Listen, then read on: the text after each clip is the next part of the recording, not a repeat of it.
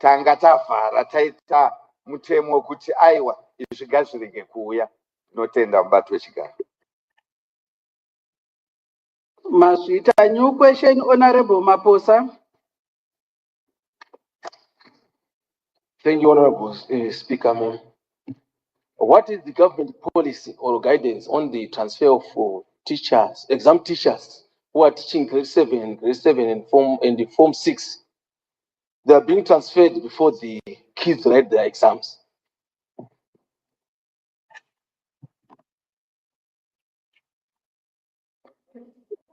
Honorable Minister.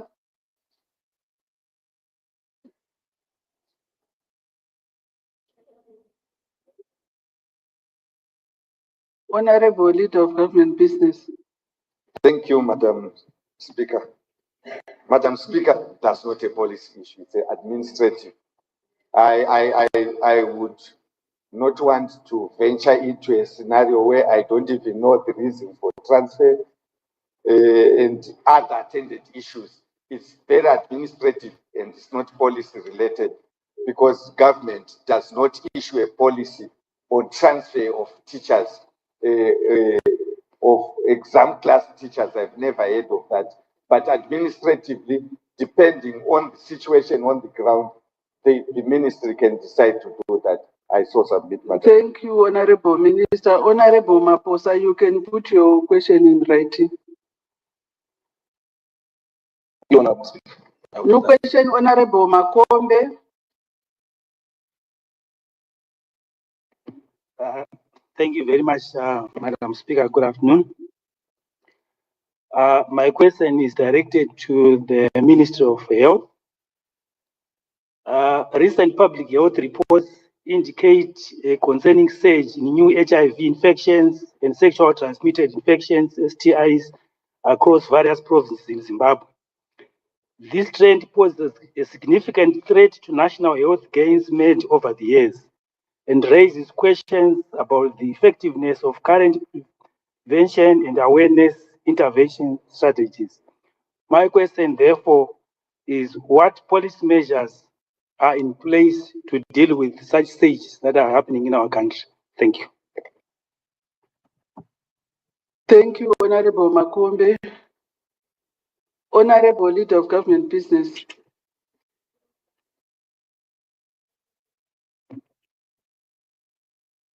Sorry, Madam Speaker, I didn't get the first part. I kindly request that if you can repeat it. Honorable Makombe. Thank you very much, Madam Speaker. Let me repeat my question. Recent public health reports indicate concerning surge in new HIV infections and sexually transmitted infections across various provinces in Zimbabwe. These trends pose a significant threat to national health gains made over the years and raises questions about the effectiveness of current prevention, awareness, and intervention strategies. My question, therefore, is what policy measures are in place to deal with such surges when they do? Okay, thank you. Thank you, Honorable Leader of Government Business. Thank you, Madam Speaker. Madam Speaker, I'm not aware of the report. That's the first point. Secondly, is speaking about statistical analysis, a movement from a certain figure to a certain figure. It's not a policy issue. This is exactly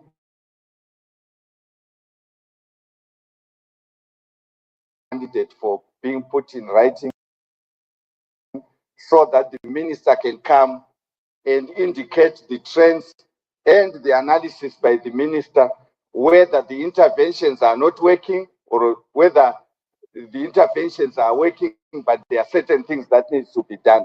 So I believe this is not a question that can be answered in the segment of a policy session, but a question that can be answered backed by statistics with the minister explaining the intervention, what has been happening. So I submit, Madam Speaker. Thank you, Honorable Minister. Honorable Makumbe, I'm sure you have taken note of that. New question, Honorable D. Butao.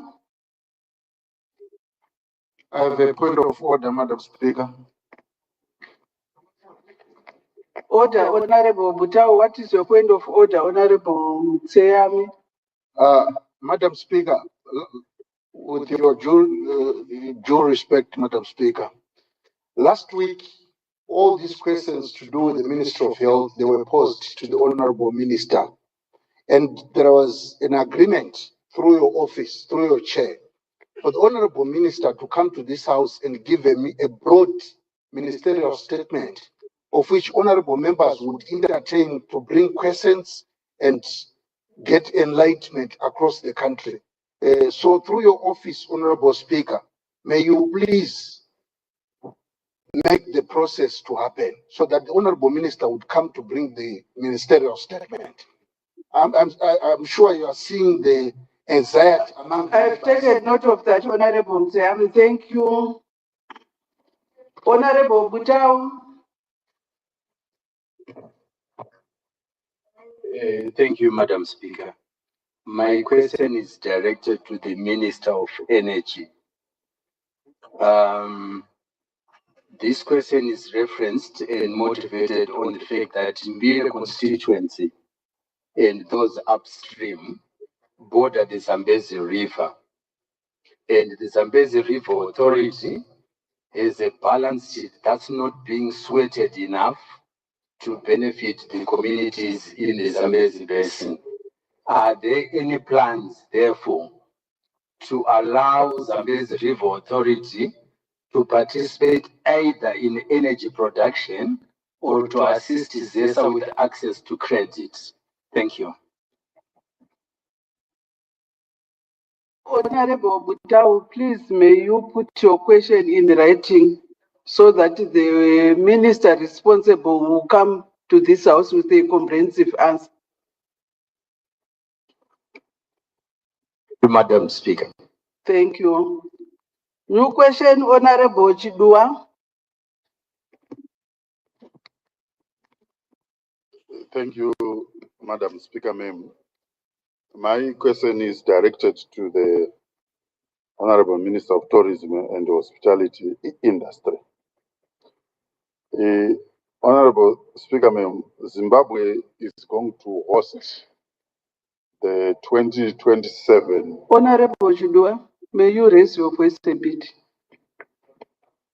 Zimbabwe is going to host the 2027 Cricket World Cup together with South Africa and Namibia. But Zimbabwe currently has got a hotel rooms deficit. And I wanted to find out from the Honorable Minister, what is government policy with regards to ensuring that as a country, when we host such events, we have got adequate conference facilities and hotel rooms. I submit. Thank you, Honorable Chidua. Honorable Minister. Thank you, Madam Speaker, ma'am. And I would like to thank Honorable Chidua for the question. Madam Speaker, ma'am, our president from 2018 until to date, he is a mantra that Zimbabwe is open for business, whereby in our ministry, we ride on that. We are very aware that we are actually hosting 2 World Cups for cricket. The first one is in 2026 August for under 19 teams. And the second one is for the main teams in the world, which we are going to co-host with South Africa.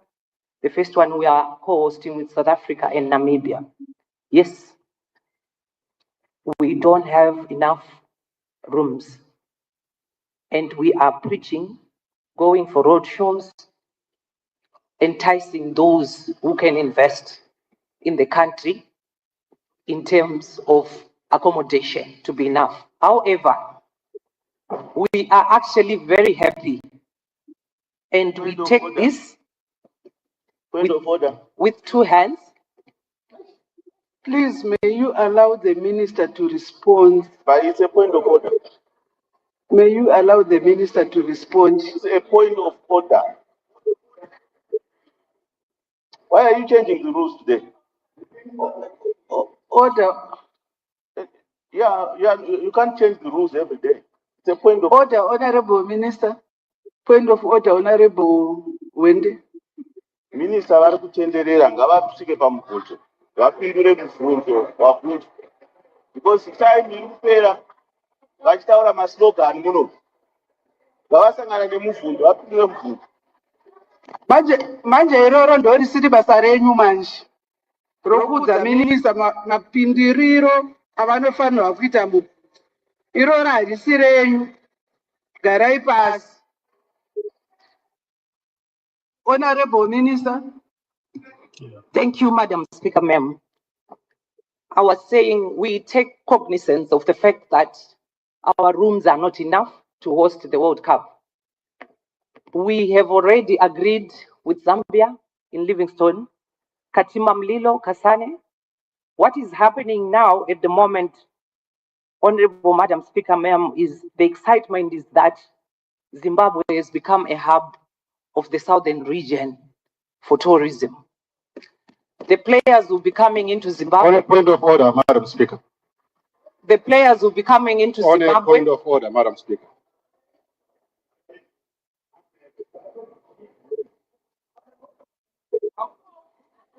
Order, Honorable Minister. The Honorable Minister is saying that they go around using some road shows to look for investors to come and build Maloji.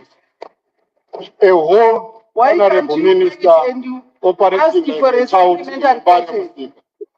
Honorable Adebe, why can't you wait and ask for a supplementary question? Please take your seat. Honorable Minister. Honorable Speaker, ma'am.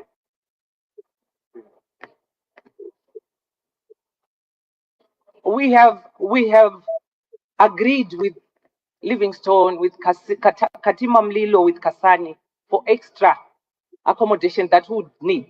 However, again, Honorable Speaker, ma'am, these are just contingent plan. We have 3 hotels right now as we speak that have started construction in Victoria Falls. So yes, we are doing everything that we are doing so that it's a contingent plan. But to answer the question more is to tell the honorable member. Order, Honorable Minister. Honorable Mapuvire, please may you leave the house. Honorable Mapuvire. Honorable Mapuvire. Honorable Makuvire Ndini. Makumbire. Thank you. Honorable Makumire, Honorable sitting next to Honorable Madzwanyika. Please leave the house. Why must he leave the house, Honorable Chair? Point of privilege, Madam Speaker. Madam Speaker. What violation did I give? I heard you shouting and I was looking at you saying, which one? Why are you interrupting the Honorable Minister? Please leave the house. Madam Speaker, I've never said a word. I was quiet listening to the response from the Honorable Minister, and I've never said a word. Madam Speaker, I don't think it would be fair to chuck me out of this house without any offense.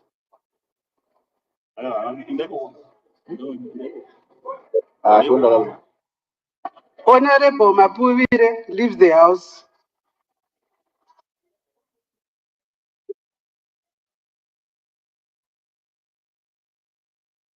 Madam Speaker, is it on record that I have said any word in this house? Ndanga ndakakutarisai muchishevedzera nanchitsvaka vari kushevedzera imi moga ndokazvinzwa. ndakuonai budai. Madam Speaker.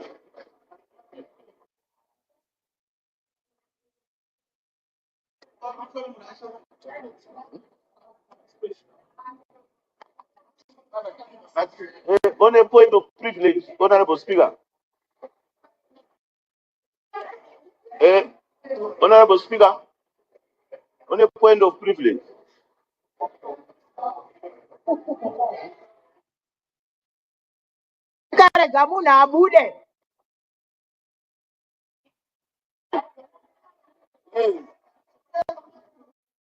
Honorable Speaker, on a point of privilege.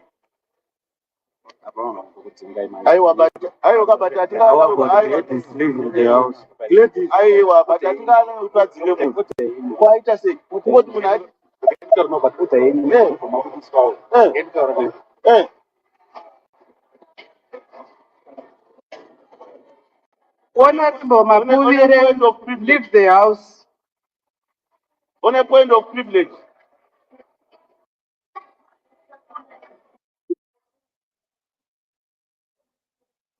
Honorable Mapuvire, leave the house.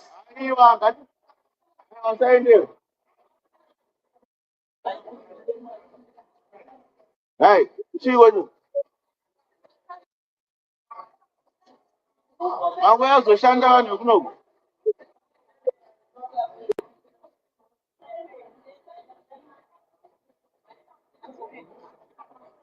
Who does make it? Hey.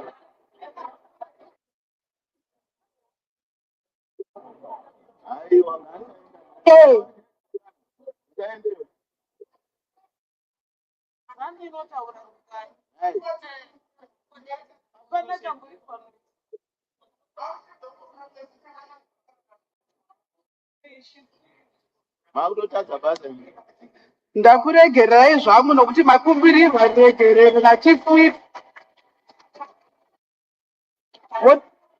Vototenda chief whip wenyu.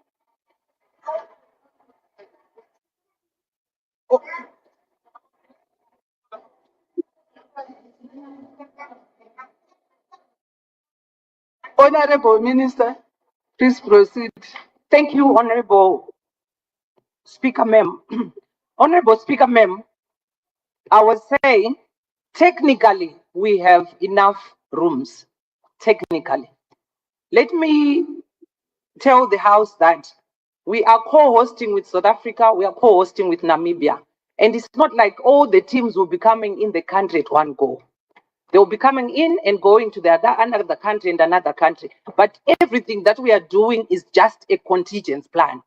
Because as well, we are telling the teams to come and have their base in Zimbabwe so that we have more tourism income during that event. I submit.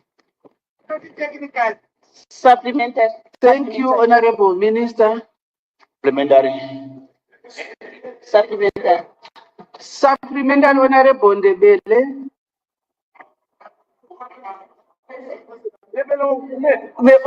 The Honorable, the female in a white jacket. Point of order. Point of order, Madam Speaker. It's Honorable Kumeti. Sorry, you are next to Honorable Chudua. Honorable Chudua, supplementary. Thank you, Madam Speaker, ma'am. Yeah, my follow-up question to the Honorable Minister is,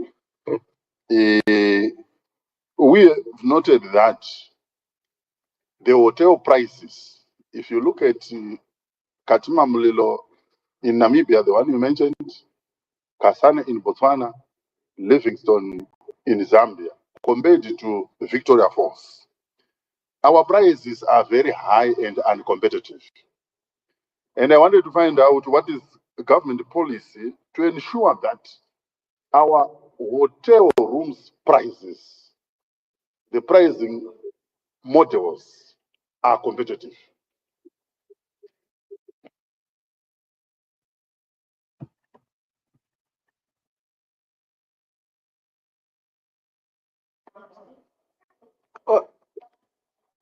Honorable Chudua, that's a new question. Supplementary. Thank you, Madam Speaker, ma'am, for the opportunity. My question to the Honorable Minister With us preparing to co-host this Cricket World Cup event, do you have specific incentives or support mechanisms that you are offering investors around the hospitality sector to urgently increase accommodation? And I also wanted to find out how government is ensuring that host cities are ready in terms of accommodation, transport, and tourism services. I thank you. Thank you, Honorable Minister. Thank you, Honorable Speaker, ma'am.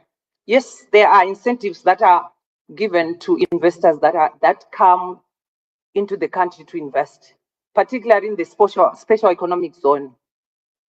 This World Cup, or the land that we have in Victoria Falls, is in the special economic zone. So ZEDA incentives apply, from not paying tax for 5 years, and also for importing any product or any equipment that comes out of the country with duty free, and many other incentives that ZEDA offer. So yes, we are doing that. I submit. Supplementary. Thank you, Honorable Minister. Supplementary, Honorable Swaswayo. Thank you. Can the Honorable Minister explain how roadshows are going to lead to increased room capacity? Thank you, Honorable Minister. Thank you. These roadshows, we've been doing them since 2023, end of 2023.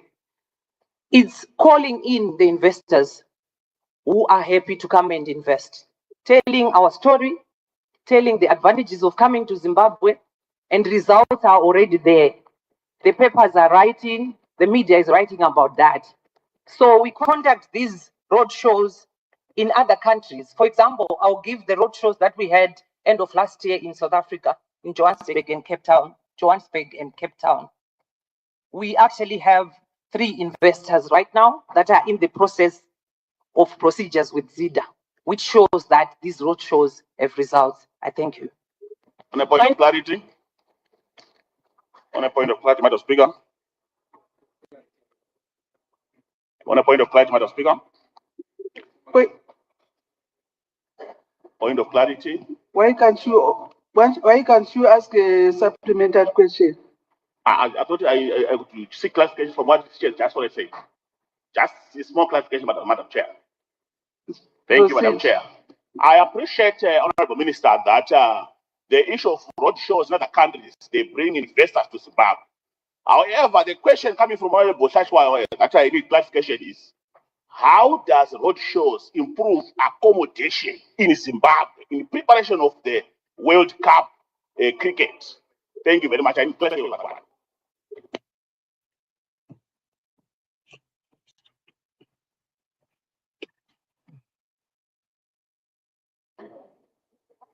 I am not going to give the floor to the Honorable Minister because she has just responded to that question.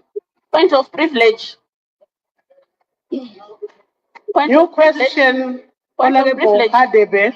Point of privilege. Honorable Hadebe. Point of privilege, Madam Speaker.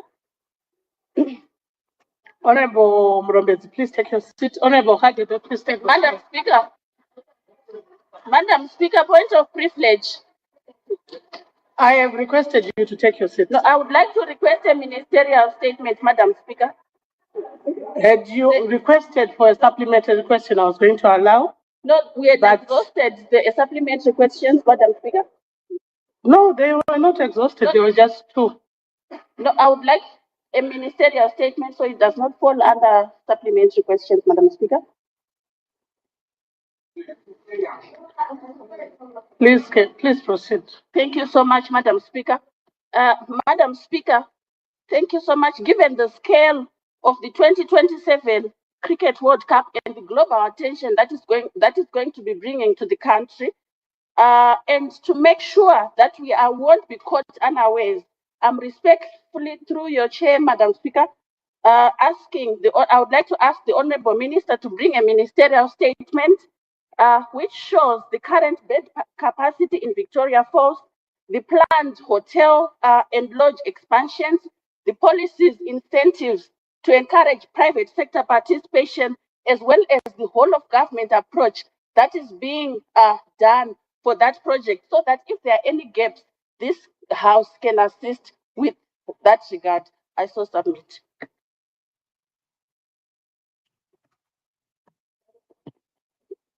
The Honorable Minister has literally responded to most of those things that you have requested for a ministerial statement, and I think it is not necessary, Honorable Mrombens. New question, Honorable Hadebe. Point of privilege, Madam Speaker. May you please take your seat, Honorable. Honorable Hadebe. Thank you very much, Madam Speaker. My question is directed to the Minister of Transport. 3 months ago, the Minister spoke passionately about that work was to resume soon on the reconstruction of the Bulawayo Bight Bridge, Bulawayo Nkai, Bulawayo Force Road, and Bulawayo Cholo. There is a noticeable delay. May the Minister provide an update on the status of the road rehabilitation? Thank you. Yours is a specific question, Honorable Hadebe. New question, Honorable Machangu. Point of order, Madam Speaker, ma'am. New question, Honorable Machangu. Point of order, Madam Speaker. Honorable Makumire. Point of order. I have a point of order, Madam Speaker. Proceed. Thank you very much. Madam Speaker, the roads that have been mentioned by the honorable member are national roads. So national roads, they are not. Honorable Makumire, I am not deaf. National road policy. Honorable Makumire, I am not deaf. Honorable Hadebe went on to request for statistics, and his was a specific question, and I did not allow that. New question, Honorable Machangu. Thank you, Madam Chair. Cognizance of the strike, youth strike that has taken more than 60 days, and it has affected the academic term. How does the government have any comprehensive long-term plan to prevent such recurrence in other institutions of higher and tertiary education? Honorable Minister.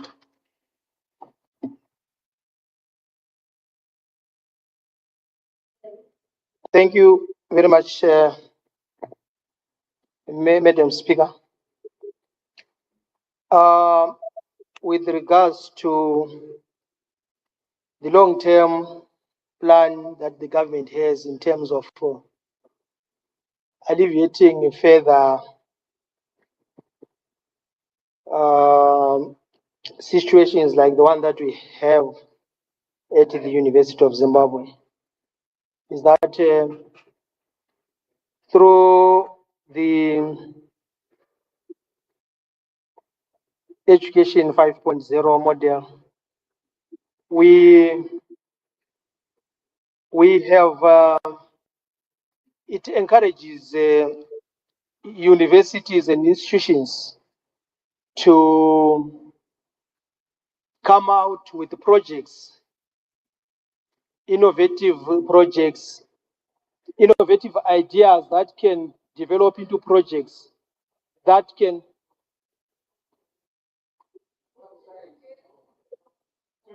Order. Can we allow the Honorable Minister to be heard in silence? Honorable Minister. Our heritage-based Education 5.0 cultivates a culture of encouraging universities to come up with innovative ideas that can translate into projects that can contribute towards the third income stream. The third income stream will assist institutions not to rely on the traditional income streams like fees and government grants. So we as the government, we support the innovations that are there in the institutions so that they grow into businesses which can assist in terms of, on top of the grants that come from the government in line with salaries, they can be top-ups from the third income streams. That is what is happening currently at the University of Zimbabwe. There is a question that is already there that sort of answers the question. The question is there under the session of my written questions. So I don't know whether I can venture into that or wait for that particular session. So I submit. Supplementary. Thank you, Honorable Minister. Supplementary, Honorable Shiryedenga. Thank you, Madam Speaker, ma'am. The question relates to the obligation of the government to cushion the lecturers throughout the country. So if the minister could assist in terms of what are the measures that are put in, that his ministry or the government has put in place to ensure that our lecturers are cushioned against the economic hardships which we are facing in the country. That, I think that's what the first speaker had asked. Thank you. That question should then be directed to the Minister of Public Service. Supplementary. Honorable Minister of Public Service. Thank you very much, Madam Speaker. I think the question overall speaks to industrial relations in the country or in the public service. Now, there is, I'll try and look at the general framework and not be specific to universities. Now, the general framework, which is currently being undertaken, is that there is a job evaluation which was done and is currently at validation stage. That should scientifically locate people where they're supposed to be. And the Patterson model is being used to determine using a scale to locate people. And I believe that is going to address some of those anomalies that we now experience. It also will address the issues of internal and external inconsistencies, because we have to be consistent. Any job evaluation and any remuneration model must speak to internal consistencies within, say, government, and external consistencies that is within the region. So the job evaluation process is what is currently happening to address those concerns. Yes, there are interventions here and there that are happening, but then the overall objective and the thrust is to scientifically determine salaries and not to thumbsuck them. Thank you. Supplementary. Thank you, Honorable Minister. Supplementary, Honorable Gumede. Thank you, Madam Speaker, ma'am. I would like to ask the Honorable Minister on the long-term policy solutions that the ministry is currently working on in terms of addressing these strikes. I would like to find out how the ministry ensures sustainable staff engagement to avoid repeated disruptions to learning, because as it is, it's 60 days at this one particular institution, UZ, where students have been disturbed in their academic calendars. So there are root causes that are there that need to specifically be addressed.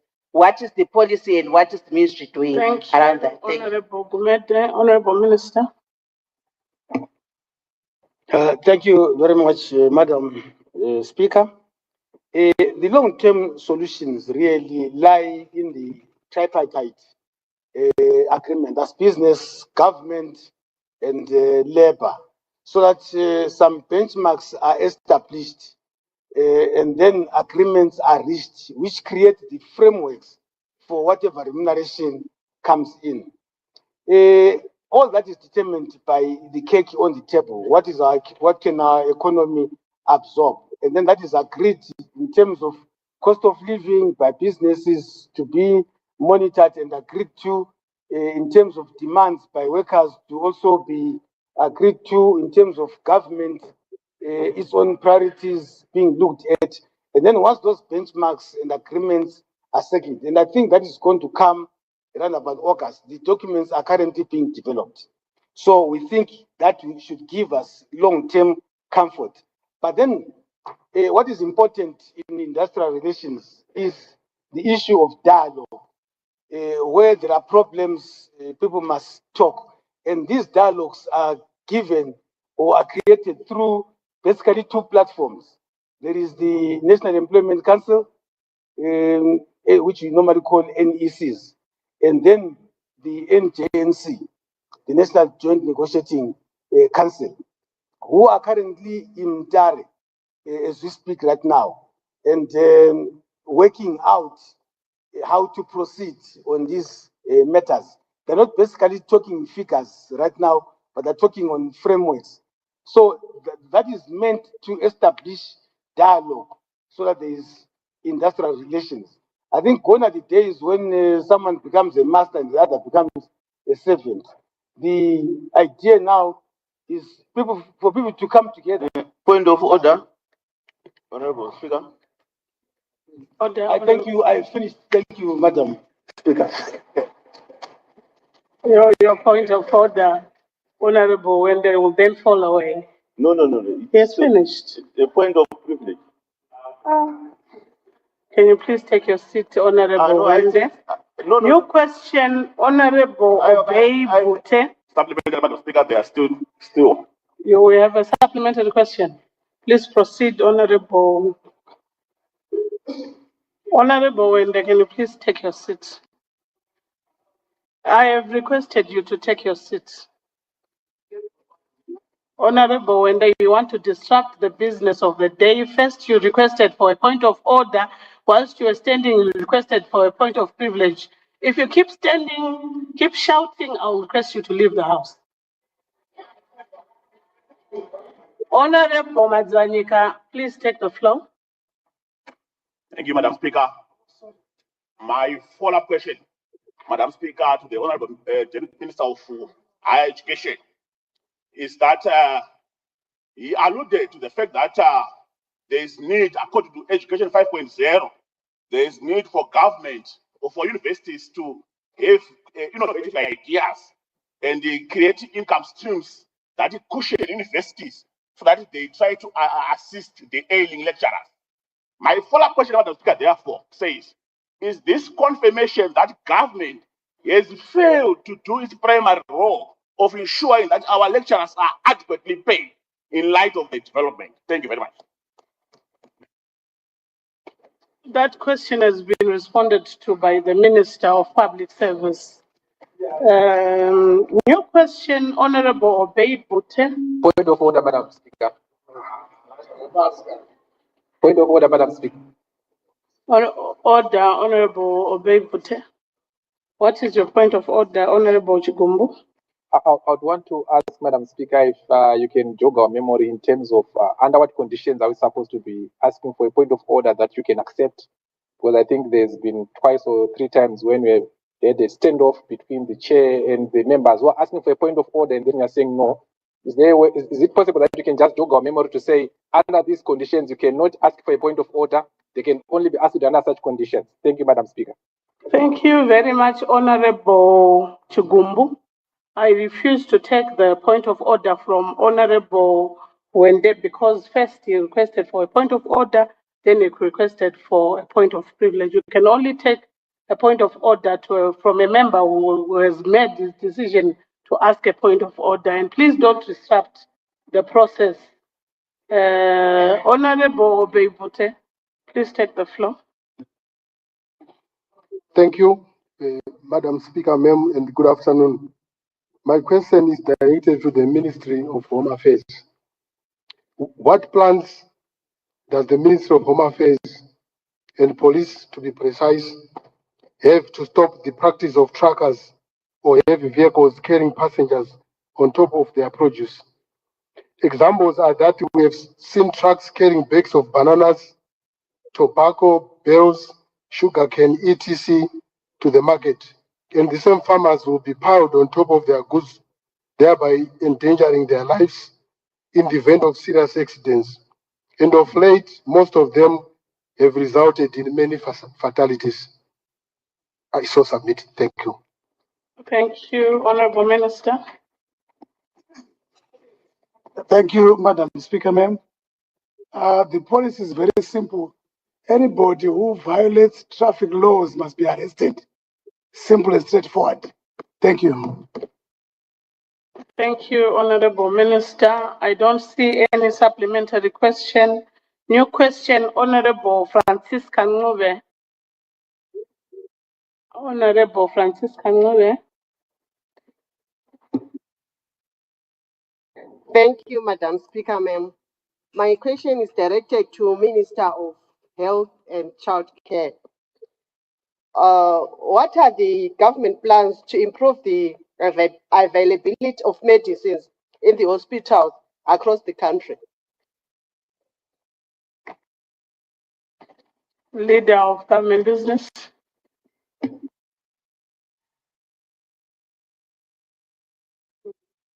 Thank you, Madam Speaker. Madam Speaker, I want to thank the honorable member for the question. Madam Speaker, government has consistently and persistently provided funding for the availability of drugs to our national pharmaceutical company. But what we have realized as government is that the supply chain system has a lot of leakages. And what we are now undertaking is to ensure that we plug the loopholes by way of having an electronic tracking system of drugs from the source to the patient. We have realized that continuously providing funding when we have leakages will not help. So government is alive to that.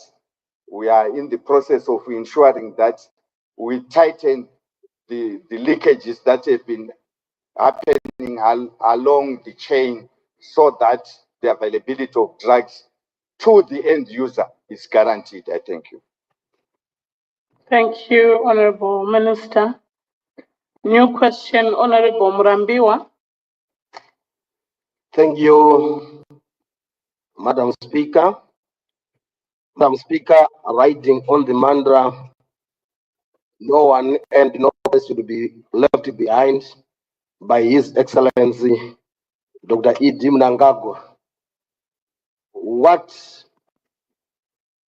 plans does the Ministry of Transport and Infrastructure Development have to facilitate the provision of Zupco buses to rural areas to make life easier for rural people as they wanted to visit growth points, towns, cities, since Zupco buses tend to be cheaper than other transport operators. Thank you so much.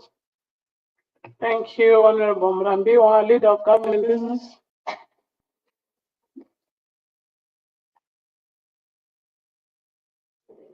Thank you, Madam Speaker. I want to thank the honorable member for the question, which has been wrongly directed to the Minister of Transport. Actually, Madam Speaker, the Ministry of Transport does not administer Zupco. It has been privatized. It's a private company of government. But what government will try to do is to ensure that all our areas are accessible, and that is the policy thrust within the Ministry of Transport to ensure that we improve our roads. A road is an economy. Once our roads are good, that will attract other private players and there will be competition. So the thrust within the ministry, within the limits of the resources, like I indicated, that we are a closed community, we don't have lines of credit. We eat what we hunt. Within the limits of our cake, we'll try to improve our road network, trying not to leave anyone behind, so that the more we open up and we have very good roads, transport operators will be attracted. And once there is competition, the pricing will go down. I thank you, Madam Speaker. Supplementary. Thank you, Honorable Minister. Supplementary, Honorable Kareni. Mashita Mbati wechigaro. Mubvunzo wangu wekuwedzeredza ndewekuti, Madam Speaker, kwemakore taiziva tichikura kuti mabhazi eSUPCO anga akawanda zvakanyanya. Izvozvi takuona dambudziko rekuti mabhazi iwaya haasisimo mumugwagwa zvataifungidzira kuti ange akawanda. Zvoreva kuti mukare nemukare zvairatidza pamwewo pakambobudisa nyaya yehuori maringe nekugadziridzwa kwemabhazi iwaya. Hungaa urongwa hupi hungaitwawo nehurumende kana kuti neministry kuti kana mabhazi iwaya auya, Madam Speaker, agova achibatsiridza zvinova zvekuti haazokwanisizve kushayikwa mumugwagwa, nekuti makore nemakore anga ariko asi izvozvi akazongoparara. Zvingaa urongwa hupi hungaiswa kuti mabhazi aya achinge auya, Madam Speaker, arambe ari mumugwagwa, nekuti vanhu vari kushika mazvita. Mazvita, Honorable Kareni. Honorable Leader of Government Business. Ndoda kutenda mbato wechigaro. Ndichitenda Honorable Kareni nemubvunzo nekutsetsenura matambudziko akawanikwa nenyika zvichiburikidza nezvimwe zvacho zvakakonzerwa nevamwe vari muno. Kuti tinge tichindafara zvakanyanya kuti vataura kuti pane nguva yatati nemabhazi akawanda.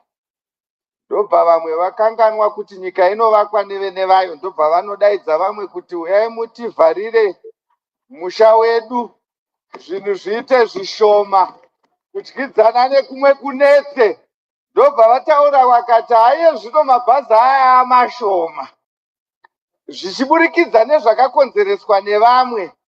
Zveshuwa akashomeka nekuti pataiwana mari yekunze zvakanaka tichigona kudyidzana nevamwe tine mamwe mabhanga kuti tinge tichitenga mapatsi ekuti mabhazi edu anga achiuya zvakabva zvati mbombombo.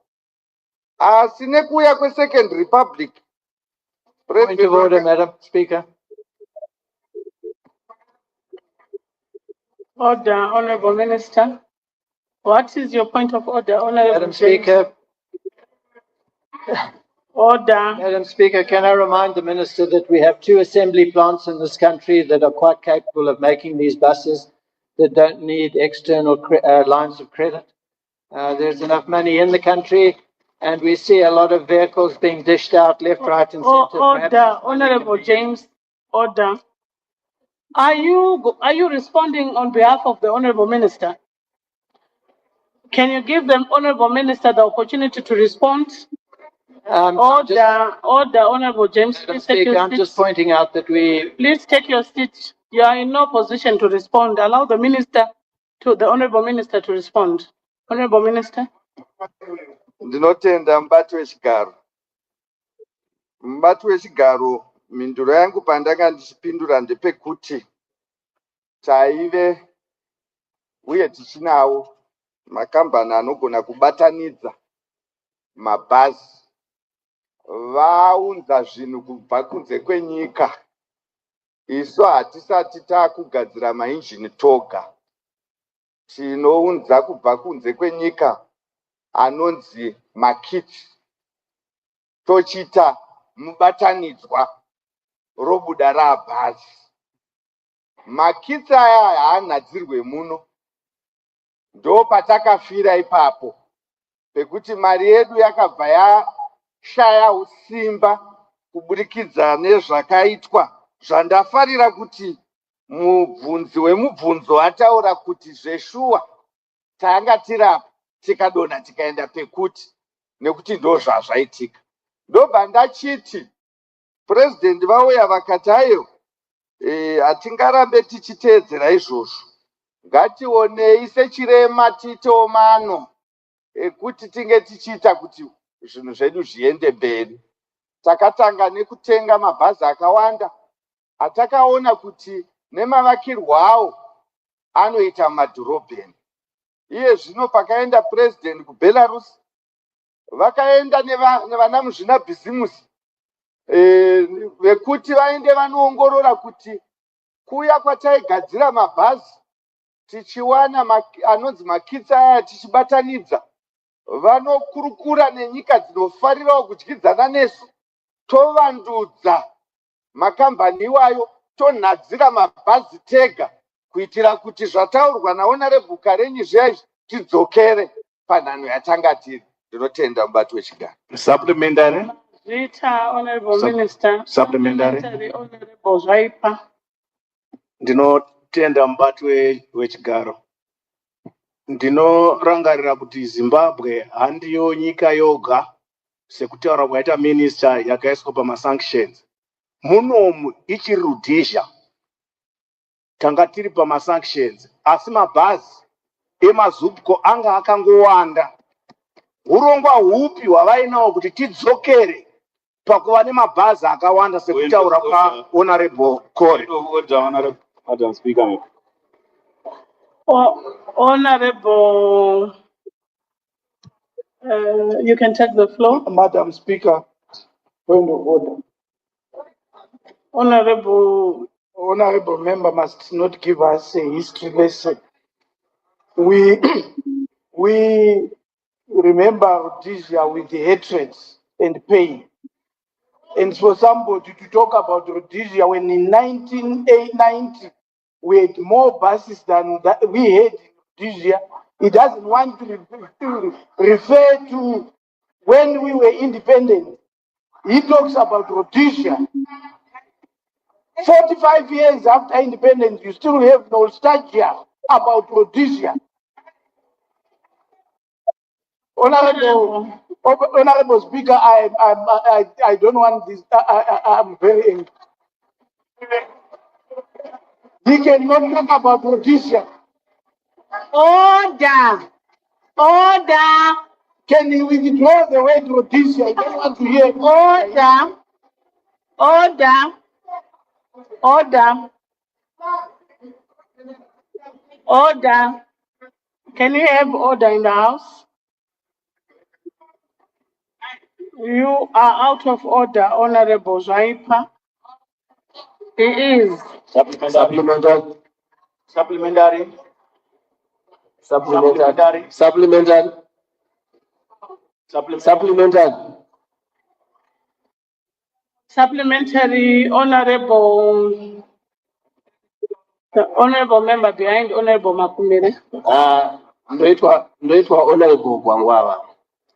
Honorable Gwangwawa. Mfunzo wangu uri kuenda, supplementary yangu uri kuenda kuna leader of the government business. Ndikuda kunzwa kuti mabhazi mashoma iyayo hatinawo acho, ezupco mashoma acho.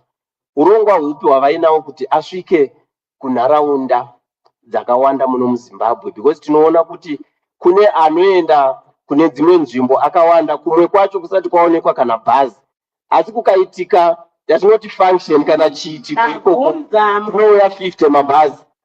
Order. Mavunza mubvunzo wapindurwa na leader of government business kuti mabhazi pane aripo iyi kambani inonzi Zupco ikambani inotarisa kunovaitisawo bhizimusi. Zvakakosha ndezvekuti migwagwa ive inofambika zvakanaka, kuve kune mabhazi anoenda kunzvimbo dzakasiyana siyana. Kunaka kwemigwagwa kunoita kuti mabhazi awande nemimari yekubhadhara inoita shoma. Vapindura, ndinotenda. Supplementary. New question. Supplementary question akwana. New question, Honorable Mombi. Madam Speaker, aita two chat. New question, Honorable Mombi. Maita basa, Madam Speaker. Bvunzo wangu wakananga kuna Minister of Public Service, Labor and Social Welfare. Toda kuziva urongwa huripo kuhurumende maringe nekubatsira vanhu nechikafu kunzvimbo dzisina kunyatsonaya mvura zvakanaka gore rino. Ndatenda. Point of order. Point of order, Madam. Honorable Minister. Point of order. Thank you very much, Madam Speaker. Point of order, Madam Speaker. And thank you for the question that has just been asked. Now, the food mitigation program ended on the 31st of March this year. However, it was extended a bit for about a month, and it's going to be on a month basis to those areas that have been identified and verified need. So the official deadline for food mitigation was 31st of March 2025. So currently, we only proceed when needs have been identified, confirmed, and then assistance goes there. So it's now needs-based. Thank you. Supplementary. Thank you, Honorable Minister. Order. Supplementary. Order. Supplementary, Madam Speaker. In terms of standing order number 68, time for questions with notice has expired. On a point of privilege, Madam Speaker. Honorable Mazwanika. Thank you, Madam Speaker. I move that the time for questions without notice be extended by a further 30 minutes in light of the fact. I object. I object, Madam Speaker. Order. I object. Order. I object. Order. Order. Objection. Order. Honorable Joe. Is there any seconder? Yes, I second. Object. I object. Order. Honorable Tafanana Joe. Is there any objection? I object. It has been objected. We be sure. Sadao. Questions with notice. May I remind the honorable ministers here present that we have 80 questions on the order paper, and we request these questions to be responded to. If your ministry has questions to respond to, please stay behind and respond to these very important questions. Question number 1, Honorable Nyandoro. Clerk. Clerk. Is the Minister... Question number 1, Honorable Madam. The Minister of Information. The Honorable Minister is not in the house. We're going to defer this question. Just a moment.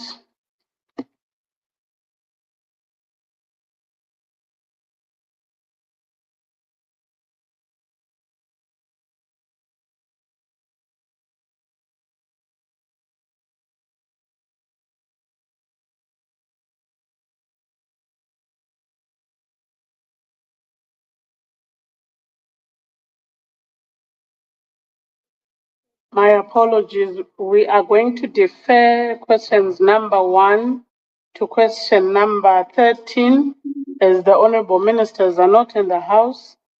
Question number 14, Honorable Makumire. 14. Honorable Minister of Public Service. Thank you, Madam Speaker.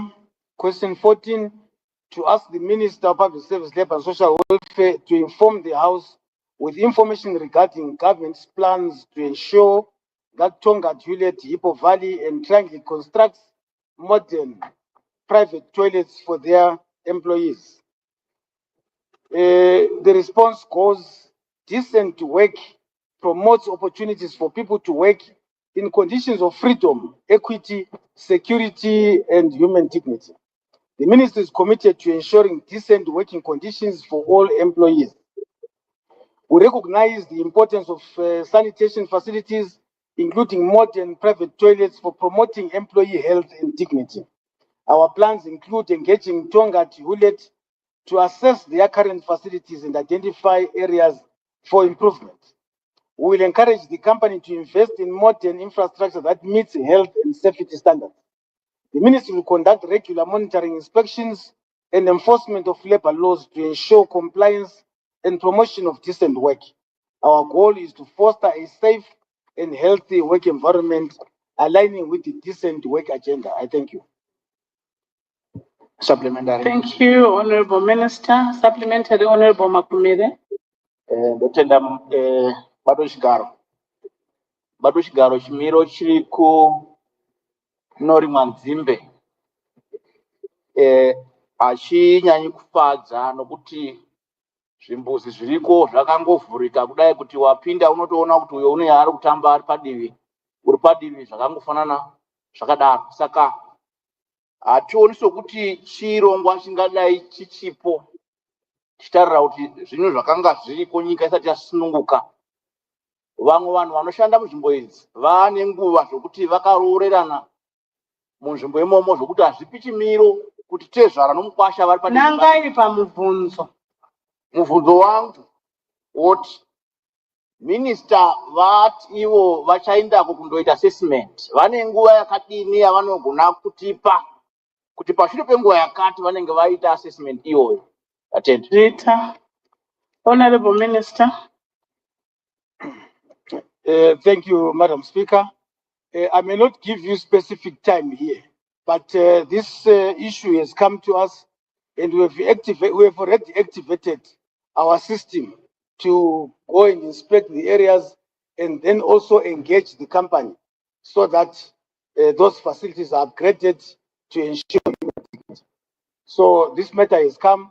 So since it has come, we have already spoken to the officers on the ground to do the inspection and also all the work required until the facilities are upgraded. Thank you. Supplementary. Thank you. May I request the House to have a supplementary question from the questioner so that we cover a lot of ground. If you can allow us to do that. Supplementary, Madam Speaker.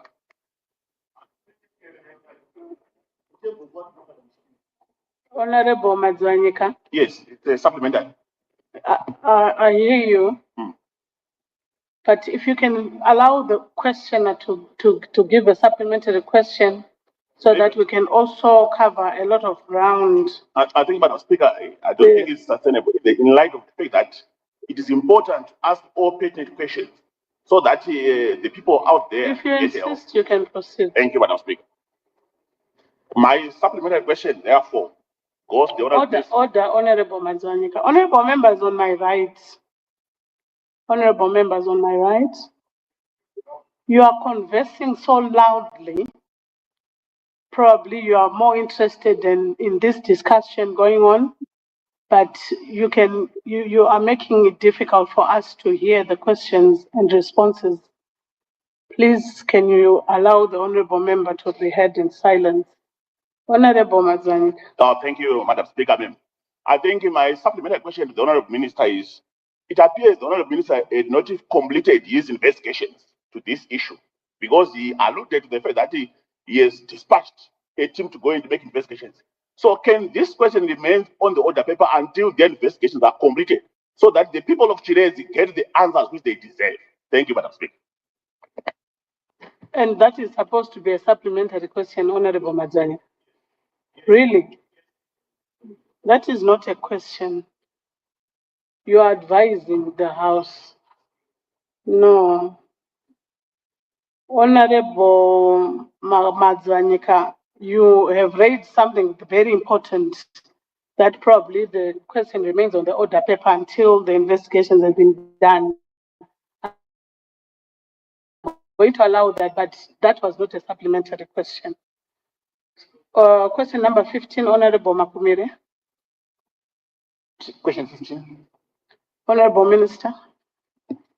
Thank you, Madam Speaker.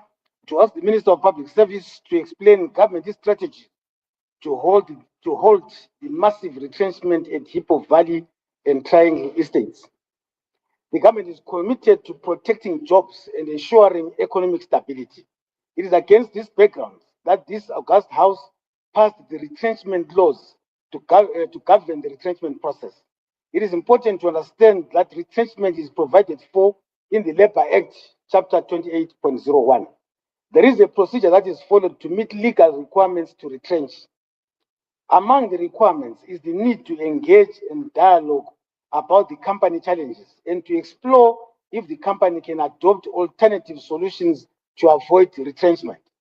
In terms of Section 12D, there are measures to avoid retrenchment, and my ministry, through the Retrenchment Board, determines if the democratic principles were followed and whether the issue of measures to avoid retrenchment were also followed.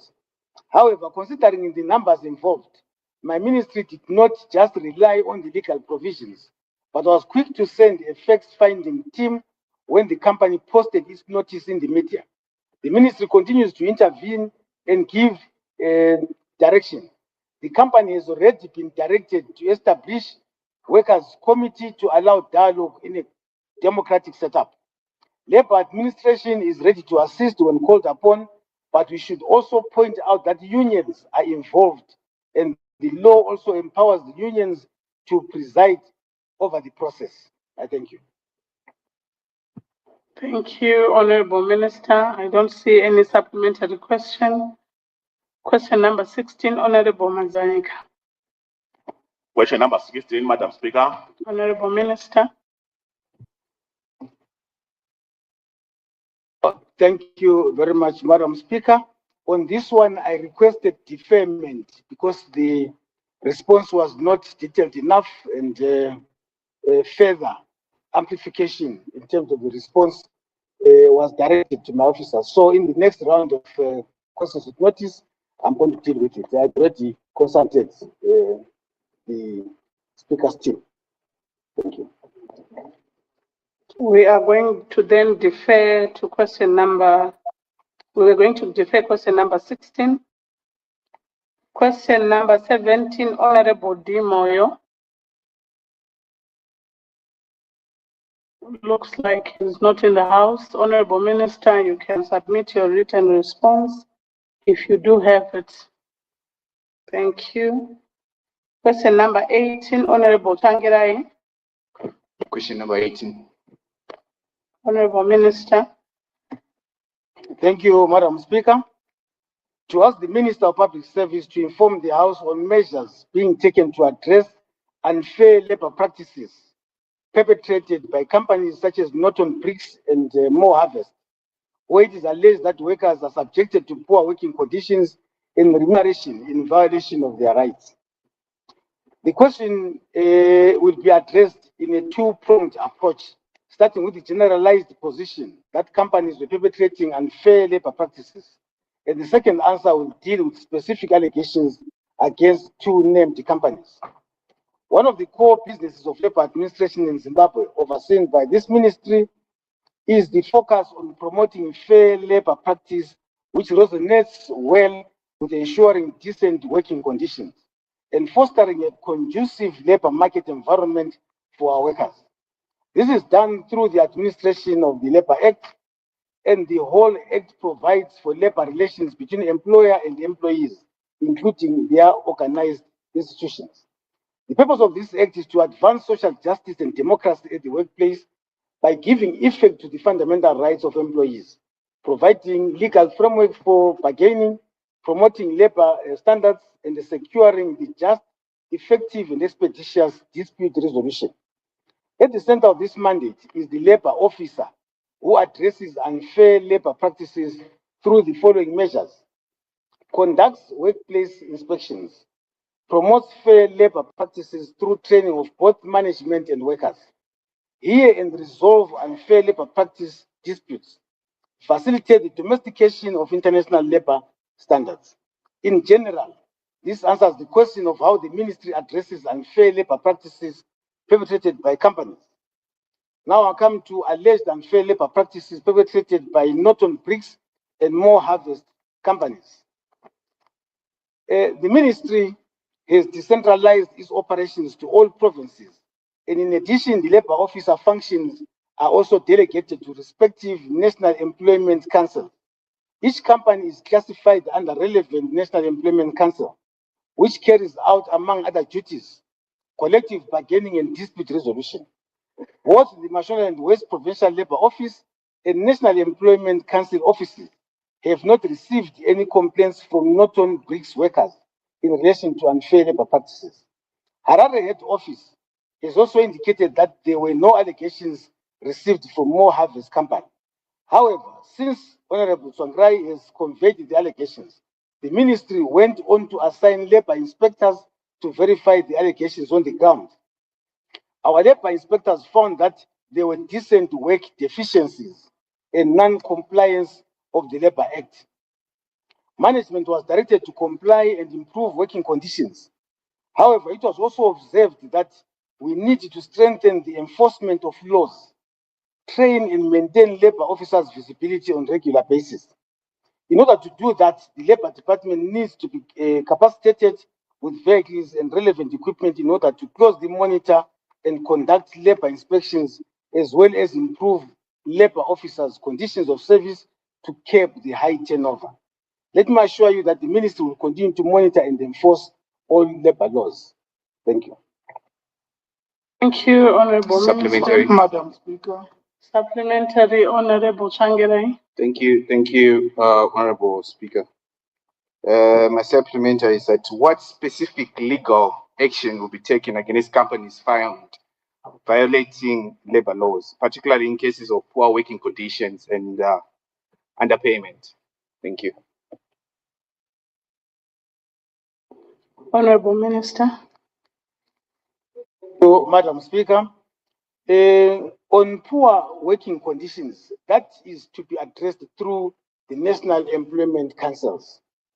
If there is no agreement, the parties go for voluntary arbitration. That is where matters get settled. Now, in terms of, I think you spoke about poor working conditions. I think the general atmosphere at the workplace, if there are deficits, the ministry has mechanisms, and one of the mechanisms is the issue of the NECs and arbitration. If the matters are of quite a legal nature, not of a civil nature, then these matters can be routed to the legal line. Sometimes these matters can also be taken to the labor court where they can be settled. So these are some of the legal mechanisms to address such deficits. Thank you, Honorable Minister. Question number 19. Madam Speaker, I was absent when. My apologies. Madam Speaker, I would like to check with the minister whether there is a deliberate policy by government when we have investors coming, international investors coming to do business in Zimbabwe, that they are schooled to understand and appreciate Zimbabwean labor laws. Because many a time we have seen in the media our people being badly treated by some of our investors or some of the employers who come to do business in Zimbabwe.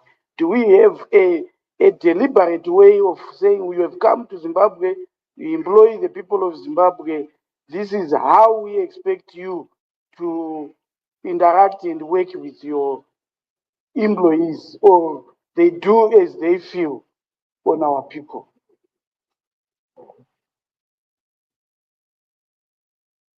Honorable Minister. Thank you very much, Madam Speaker. Yes, there are given what is expected in terms of labor relations in the country. But however, we realize that there are some investors who comply and there are others who don't comply. So for those who don't comply, we have come up with a program which we have already rolled it out in Mashonaland and West Province, where investors have been invited in Mashonaland and West, and issues around decent work deficits have been raised and they've been advised to comply. And if these things become too serious, we may even recommend withdrawal of their licenses. We have done also some work in Mashonaland Central, where there have been some problems there in terms of work deficits.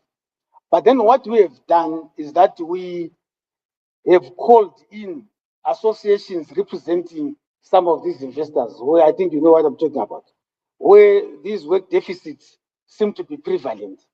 And working with the relevant ambassadors, we are going to run a series of workshops to try and make sure that there is compliance to our labor laws.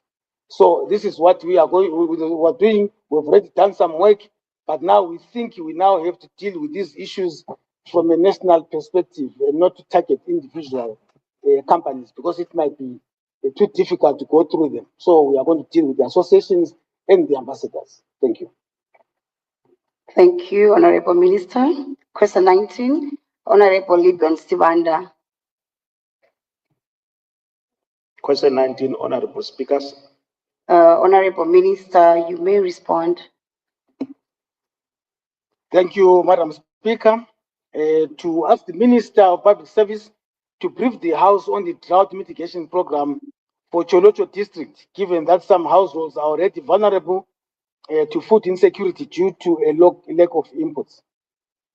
The Minister has taken note of the question and would make an assessment of the said affected communities, and the outcome will determine the response to mitigate the effects of hunger within that community, since this program now is needs-based. I thank you. Thank you. Question 20, Honorable Mureri. Question 20, Madam Speaker. Honorable Minister, you may respond. Thank you, Madam Speaker. The question is to ask the Minister whether it is government's policy to pay pensioners in local currency, that is ZIG, yet their contributions were United States dollars during the period 2009 to 2017. The government's pension framework operates on a pay-as-you-go basis, which means that current pension obligations are funded from the national fiscus, not from accumulated individual contributions. Statutory Instrument 33 of 2019 legally converted USD balances to local currency on a one-to-one basis. Consequently, all pension calculations and payments were transitioned into Zimbabwe dollars in line with that policy. The Reserve Bank of Zimbabwe Monetary Policy Statement of 5 April 2024, supported by Statutory Instrument 60 of 2024, formalized the conversion of Zimbabwe dollars into the new currency ZIG. In compliance with the Public Service Commission approved the conversion of Zimbabwe dollar earnings and pension liabilities into into ZIG using prescribed exchange rates. As of now, earnings are paid in US dollars and pensions are calculated based on the final USD earnings. Pensions are then paid in a dual structure, partially in hard USD and partially in ZIG, based on the prevailing exchange rate for each month. Pension amounts are indexed to the current earnings of serving members and denominated in the currency of those earnings. It is important to note that while some contributions were made in USD over a defined period, many pensioners are now receiving benefits in USD or USD equivalent well beyond their contribution period. Others who contributed in Zimbabwe dollars are also receiving a portion of their pensions in hard USD, reflecting a commitment to benefit preservation. Thank you. Thank you. Question 21, Honorable Bachila. Question 21, Madam Speaker. Honorable Minister. Thank you, Madam Speaker. To ask the Minister of Public Service to inform the House on the following. The number of Public Service Commission buses allocated to cushion civil servants in the Bulawayo province. Government plans for servicing those buses. Whether it is government policy for civil servants to contribute towards the servicing of such fleets.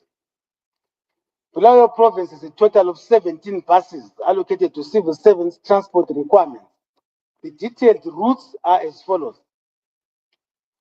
You have the Country Park Emakandeni Mpilo. That one is functional, it is on the road. Nkulumane Mtunzini Airport. It is functional and it's on the road. Magogo North Enguchen on the road and functioning. Pumula Mtunzini UPH on the road and functioning. Mkanwini on the road and functioning. Luveve Mkanwini UPH, it is on the road and functioning. Country Park Kensington on the road and functioning. Mahachula Queen's Park Kilani Hope Fountain on the road and functioning. Mpopoma on the road and functioning. Country Park off-road at FAW Bulawayo for service. Pumula North is also off-road, is parked at International Government Building, pending service. Mahachula off-road parked at International Government Building, pending service. Chabalala off-road, it is at FAW Bulawayo for service. Entumbane North and Pumula, it is off-road parked at Mtlatlandlela, pending service. Pelandaba is off-road parked at Mtlatlandlela, pending service. Mtunzini and Pumula South, off-road parked at Mtlatlandlela, pending service. And finally, Luveve and Inguchen, off-road at FAW Bulawayo for service. The Public Service Commission has bus maintenance framework agreements with 2 service providers for a period of 3 years, effective 17 April 2025 to 17 April 2028. The agreements are as follows. Public Service Commission and Drivers World Trading as Legit Automotive. And the other one is Public Service Commission at high profile. These framework agreements are for bus services, repairs, towing, and panel beating. The Public Service Commission advertised a tender on 22 June 2025 to increase the number of service providers for the servicing, repair, towing, and panel beating of the buses. This intervention will increase the number of buses being maintained. The Public Service Commission has also engaged the Treasury to ensure increased funding for bus maintenance. The Public Service Commission has also engaged Treasury on capital expenditure funding to expedite payment for new buses. It is government policy that the Public Service Commission is responsible for servicing of the bus fleet. Civil servants do not contribute towards the servicing of the bus fleet, but only pay a nominal amount as bus fare. The average bus fare for a distance of 20 kilometers is 6 ZiG per trip. I thank you. Thank you. Supplementary. Yes, you may proceed with your supplementary question. Okay, I wish to thank the Minister for the response. I would have been satisfied if the Minister has gone to do investigations, given that in the question, I indicated that civil servants are saying they are being made to pay for repairs. I liked the way the Minister handled the question from Honorable Tsvangirai, that those issues that sought to be like allegations, they actually went to investigate them. So I would have been satisfied. I'm not sure if the Minister could say they have gone to the ground to confirm that indeed no civil servant has been asked to make contributions for the servicing of the Public Service Commission fleet. I thank you. Honorable Minister. Thank you, Madam Speaker. I thought the question required the policy position of government. If a specific allegation has been made, then we would have gone on to investigate that. Now, I would request the member perhaps to give us this question again with now more details to enable investigation into this matter. But as a matter of government policy, civil servants are not supposed to be contributing towards the repair of these buses. I thank you. Thank you, Honorable Minister. Question 22, Honorable Makumire. Question 22. Honorable Minister. Thank you, Madam Speaker. The question is to ask the Minister to apprise the House on government's plans to improve retirement pensions for pensioners. Government is committed to pension reform and sustainability. The State Service Pensions Fund has been introduced through the State Services Pension Bill HB 9 of 2024, which formalizes the defined pension structure of the pension system. Under this model, the government guarantees pension payments regardless of fund performance, thereby assuming an open-ended liability for all qualifying beneficiaries. A key reform under the bill is the statutory endorsement of pension indexation. This policy links pension benefits to the salary levels of serving members. Therefore, whenever there is an upward adjustment in salaries, pension benefits are automatically revised accordingly. Additionally, the bill provides for the potential to pay amounts above indexed levels, depending on the performance of fund investments once the law is enacted. Furthermore, government has launched a retirement planning program designed to help public servants prepare for retirement. This includes access to subsidized financial products, affordable loans, direct linkage to service providers, that is for housing, health, and insurance, to avoid exploitation by intermediaries, financial literacy and pension education sessions throughout an employee's career. These measures are aimed at enhancing income security for pensioners, improving benefit adequacy, and strengthening the overall pension ecosystem. I thank you. Supplementary. Yes, you may proceed. Totenda mubato wechigaro mukazviongorora muchaona kuti vanhu vari pamuri yandigere vazhinji vavo vanowana mari isingadariki $30. Mubato wechigaro mari takaitarisa haikwani kuti munhu anga achizvitengera chikafu chake ari oga ari mumwe wakadai. Zvino vanhu ava vane mhuri dzavo nevana vavanoriritira. Vazhinji vacho vava vanhu vechikuru, vane zvirwere zvinoda mishonga. Hurumende ine urongwa hupi panyaya yemari apo, kuti mari yavo isimuke kubva pa$30 itewo mari svinu inotenga yokuti choro ikapuwa munhu unokwanisa kuraramisa mhuri yake. Ndatenda. Honorable Minister. Thank you very much, Madam Speaker. Yes, pensions in many cases are quite small and insufficient to sustain livelihoods.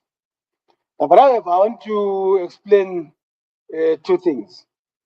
In this country, we basically have two models of pensions. The pension to which you contribute as you work in a particular company or government, where you contribute and then the employer also contributes.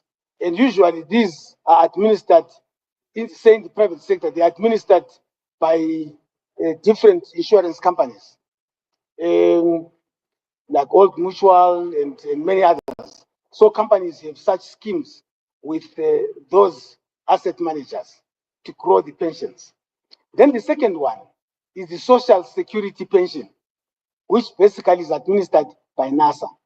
That is not the primary pension. That is the secondary pension. And that pension is determined by the contributions that people make. The contributions are very small. If you looked at your payslip to see what pension one is paying, it is quite very small. And these pension amounts that are paid out are actually determined. Actual scientists do those calculations to determine what pension can be paid. And some people might have worked for 5, 6 years or 10 years, and then perhaps they lose their job. Then when they reach the age 60, they begin to claim, even if they have not been contributing for a very long period of time.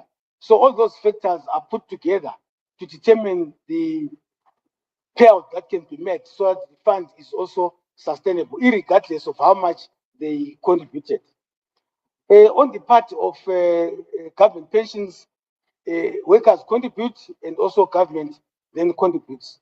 Then using that, then the pension of a person is determined depending on the years worked, depending at what age they retired, and all those factors that they consider to determine a pension.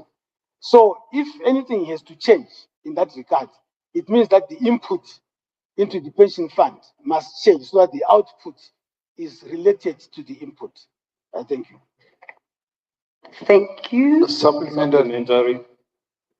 Supplementary, Honorable Malinganiso. Thank you, Madam Speaker, ma'am.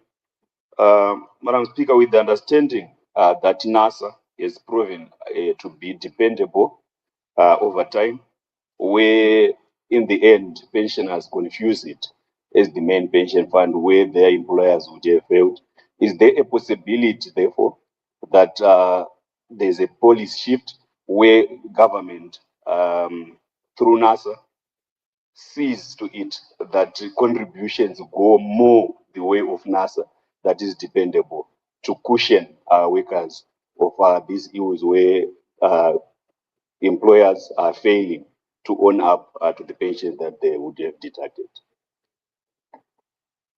Thank you, Honorable Minister. Thank you very much, Madam Speaker. I think that is a suggestion which has got some legislative bearing to shift the role of NASA to be a main pension provider. So perhaps if that could be brought up and motivated, and then due process followed to make that shift. But at the moment, the main pension should be provided by the employers, and NASA provides the secondary social security pension. Thank you. Thank you. New question, question 23, Honorable Mabamere. Madam Speaker, if you were to allow me just 1 second. Yeah. Madam Speaker, Minister, what we are running away from when we look at the pensions, it's very simple. Many providers, whether they are asset managers, insurance companies, NASA, we see the assets they have, huge assets, but what they pay out is very small. So when all, who is going to enjoy these assets? So I think the Ministry of, I'm just contributing, Ministry of Public Service, you should just look at our members being paid fairly for their contribution. I don't think so. And actuaries are human beings, because we live with insurance companies who are some of the richest in this world, but the people who earn from them earn less than what they contributed in their lifetime. That's my feeling. I don't know what policy government has in investigating who is enjoying the assets of member contributions. Honorable Minister. Thank you, Madam Speaker. I'm not sure if I have to really give a definitive answer to that. I'll take it and say it is noted, and I've taken it down, because the issue of pensions does not only fall under this ministry, it also falls under Ministry of Finance, who are currently pushing the pension reform agenda. So perhaps it could fall within that purview, and then it could be exhaustively ventilated and perhaps resolved. It's an important question. A lot of people have put in monies They have lost everything, but companies have remained with huge assets. So it's a genuine concern, which I think through legislative measures and also in consultation with the people who oversee the pension industry could help us in that regard. Thank you. Thank you. Question 23, Honorable Makumire. Supplementary, yes, Madam Speaker. We have exhausted. Honorable Makumire, question 23. 23. Honorable Minister, you may respond. Thank you, Madam Speaker. The question is to ask the Minister of Public Service to explain to the House why registration for government assistance for the elderly was being done by shadow councillors for the ruling party when sitting elected opposition councillors for Ward 2, 5, and 8 are there. Yeah, the specific place is not given. Thank you, Honourable Member, for the question. The Minister of Public Service, Labour and Social Welfare has got officers at district level who have the responsibility for enumeration. During the peak of the hunger period, the Minister of Public Service, Labour and Social Welfare enlisted the services of community child care workers, CCWs, to assist with the enumeration of eligible beneficiaries for the Cash for Cereal program. Councillors and traditional leaders cannot be enlisted for such services as they are supposed to be part of the help desk, which is a grievance handling mechanism for social protection programs. They cannot be referees and players at the same time. I hope the Honourable Member has taken note of the correct procedure for registration of beneficiaries onto social protection programs. I thank you. Supplementary. Thank you. You may proceed with your supplementary. Lieutenant Barushgaro, chiitiko ichi chakaitika kuChiredzi town. Ma-councillors ari muofisiko zvino nevakaruza ibato rinotonga vakanga vachinyora mabeneficiary. Saka ndaikumbira kuti mubvunzo uyu mubato wechigaro urambe uri paorder paper kuti vagotitsanangurira kuti zvakafamba sei kuti makanzela azenge achiita chirongwa ichi, nokuti urongwa hwapuwa minister wama-CCW hwakanaka chaizvo, nokuti totarisira kuti vanhu vasina bato ravakarerekera, asi kana zvapinda mumapolitician ndinowanza kuti hazvichatipi chimiro chakanaka. Saka ndaikumbira kuti dai minister vaita tsvakurudzo munyaya iyi muChiredzi town council vozotipa zvizere ndotenda. Okay, Honorable Minister. Thank you, Madam. I was very interested in this question, and we sought to investigate that. And we communicated with the ground, and that was found not to be true. We sometimes perhaps confuse CCWs to be aligned to this or that, but I was told that it was CCWs who were enlisted to do that program. I would encourage the member and every one of us here, if we see such transgressions, let's raise them live so that they can be investigated and the resolution to that matter can be found. Thank you. Point of privilege, Madam Speaker, ma'am. The point of privilege. What's your point of privilege? Madam Speaker, I had to communicate with the district officers from the ministry, and they confirmed that the task was being handled by the council chairperson, who then conducted shadow councillors from his political party. And if possible, the Honourable Minister can also seek audience with the wards that were affected, talk to the sitting councillors on what really transpired. So I begin to wonder if the investigations brought the correct information from the ground, because the feedback that we are getting from the Honourable Minister is not true. Thank you very much. Order, Honourable Makumire. I think the Minister has been very clear in his response, and he has informed the House that he did a thorough investigation. So what the Minister has told us is what is on the ground. Let's move on to question 24. Supplementary, Madam Chair, Madam Speaker. What's your supplementary? Thank you, Madam Chair. as a matter of policy.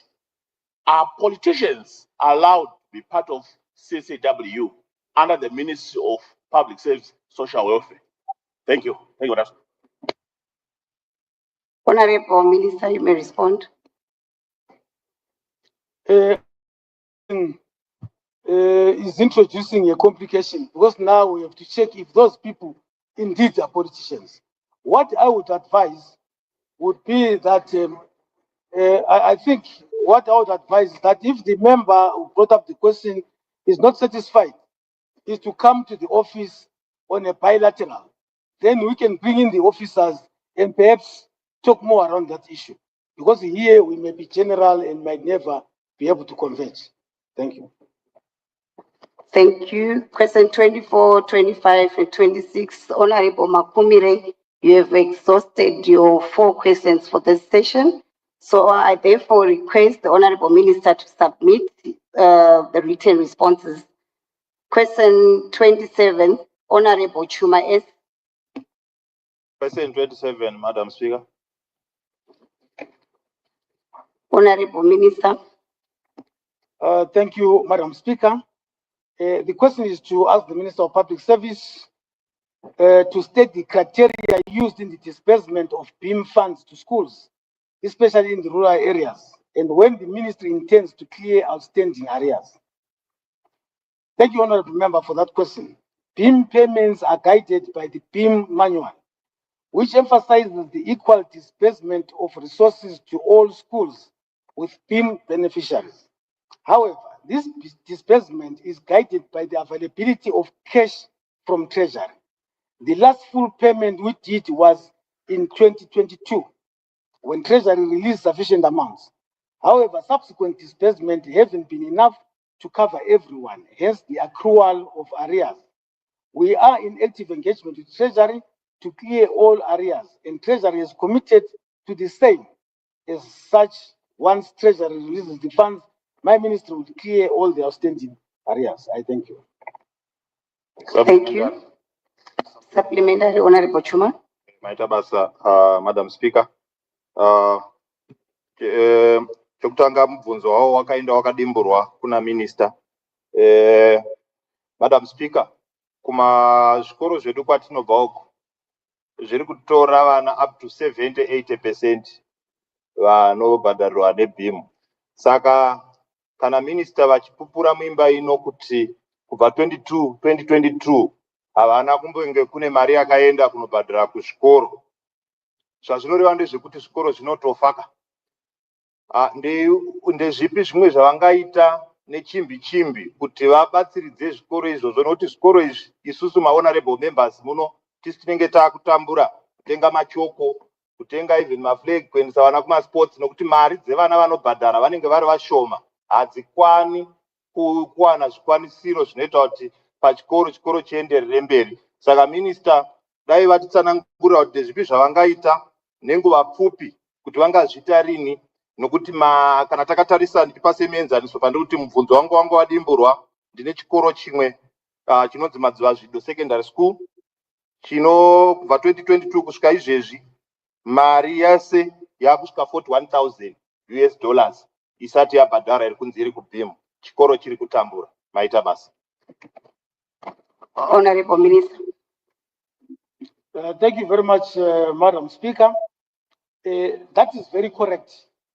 Schools are under serious distress, and we have actively engaged the government system, particularly the Treasury, so that releases can be made. We know that a huge amount is owing and may not be easily extinguished, but then a progressive, structured way of dealing with this matter is being proposed, and we are dealing with this matter very actively.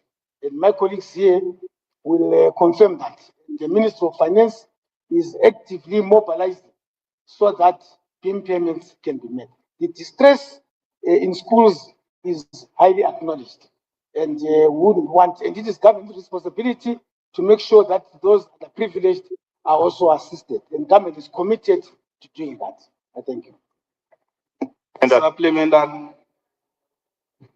Supplementary, Honorable Murambiwa. Thank you so much. Point of order, Madam Speaker. The mover has got a supplementary question. I think he must be given first priority. Thank you. He has asked already. No, that point of clarity. Point of clarity, Madam. What's your point of clarity, Honorable Chuma? Yeah, maita basi. Mbatu wechigaro. Takatarisa udzamu une nyaya iyi. Nenhamo iri kuonewa nezvikoro zvedu kumamisha. Zvava zvakadini because nokuda kwokuti izvezvi tikarega minista vachienda nyaya isina kupindurwa. Vaisundira kuna Minister of Finance.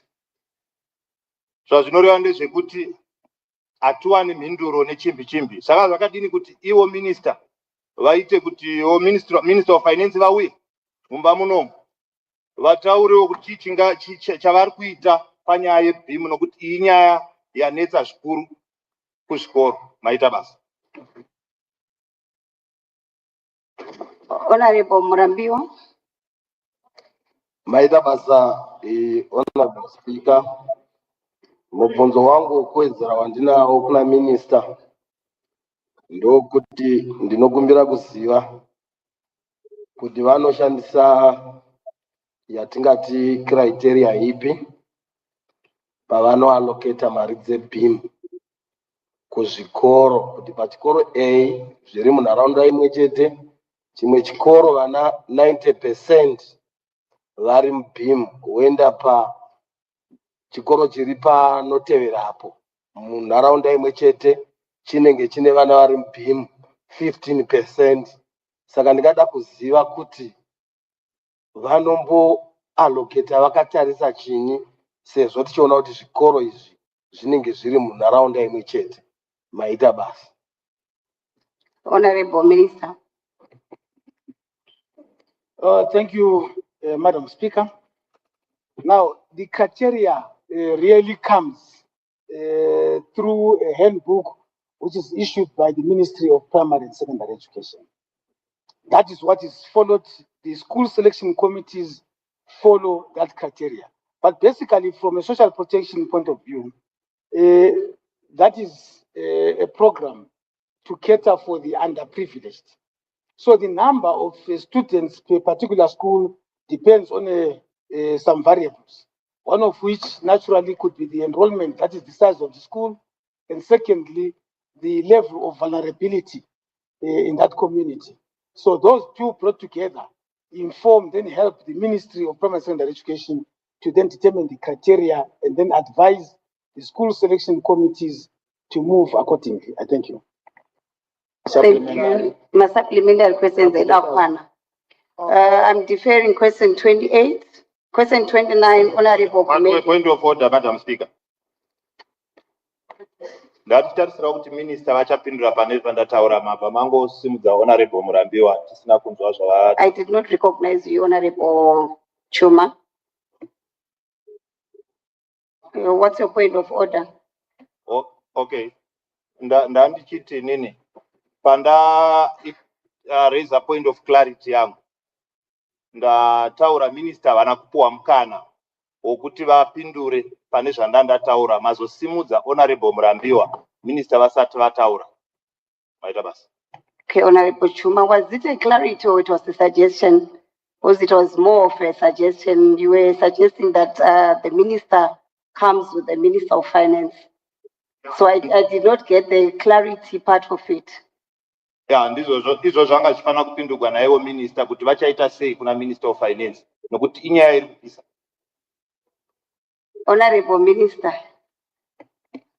Thank you, Madam Speaker. I don't think I have powers to pull the Minister of Finance into the House. I cannot deal with issues that deal with my ministry. So if there's a need for a joint statement or maybe a joint appearance before a particular committee, it is at the pleasure of Parliament to determine so, and not me. Thank you. Point of order, Madam Speaker. What's your point of order, Honorable Makumiri? Point of order yangu inoti ma supplementary rapporteur matatu because no mabvunzo maviri, one yabva kuna honorable Chuma neyabva kuna honorable Murambiwa. Saka ndaikumbira kuti aita tubva tavhara. Pasession yatiri ma-supplementary maviri chete. I'm deferring question 28, question 29, Honorable Gumede. Madam Speaker, in terms of Order, Honorable Mapumire maviri. in terms of not today. Honorable Gumede, question 29. Question 29, Honorable Speaker, ma'am. Honorable Minister of Primary and Secondary Education, you may respond. Thank you, Honorable Speaker, ma'am. Honorable Gumede, question is to ask the Minister of Primary and Secondary Education to inform the House on the measures the Ministry has put in place to improve the learning environment and provide decent infrastructure at Airport Primary School in Bulawayo North, in light of concerns raised by the community regarding overcrowding and inadequate facilities. The ministry's role in supporting infrastructural development at Airport Primary School primarily involves engaging the responsible authority, which is Airport Company Zimbabwe, ACZ, to ensure that their development plans align with national educational standards. As the school falls under ACZ's jurisdiction, financial and material support for the projects is expected to come from the responsible authority and the income generating initiatives spearheaded by the School Development Committee, SDC. The ministry will continue to provide technical guidance and oversight to ensure that the construction of facilities such as the proposed borehole and classrooms meet required specifications and quality standards. Then the second part is the ministry allocated any budget for infrastructural development at Airport Primary School under the Education Sector Strategic Plan. Since Airport Primary School is managed by a responsible authority, the government has not allocated a specific budget for its infrastructural development under the Education Sector Strategic Plan, ESSP.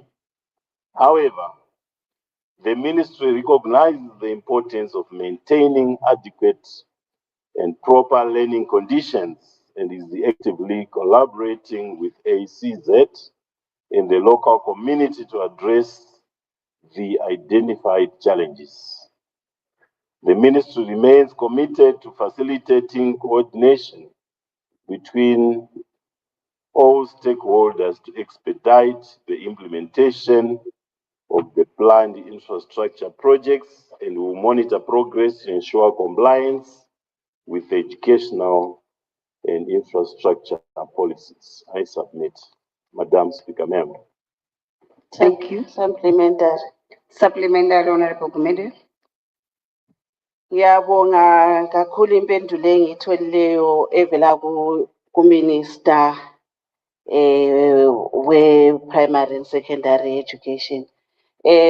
Bengilesifiso sokuthi ngibe kwazi ukuthi kusakhulunywa le responsible authority leyi eqanjiweyo akhona yini amasu elilawo ukuthi ama challenges abantwana bakwanisa ukuthi bafunde kahle esikolo. Ngithemba ukuthi likhulumile ukuthi akula even esingathi ijura hall uthango alukho uthango and khonapho kuyabe sokusitsho ukuthi abantwana abasaphephanga nxa besiya esikolo kumbe besesikolo. Bengicela ukuba kwazi ukuthi lisaxoxisana le responsible authority akhona yini ama-measures eliwathathayo ukuthi liyiphathise lesi sikolo se-airport. Ngiyabonga. Thank you, Honorable Minister. Honorable Speaker, ma'am, may I request the honorable member to repeat the question because where I was seated, I didn't have the gadget to translate. Thank you. Honorable Gumede, can you please come again?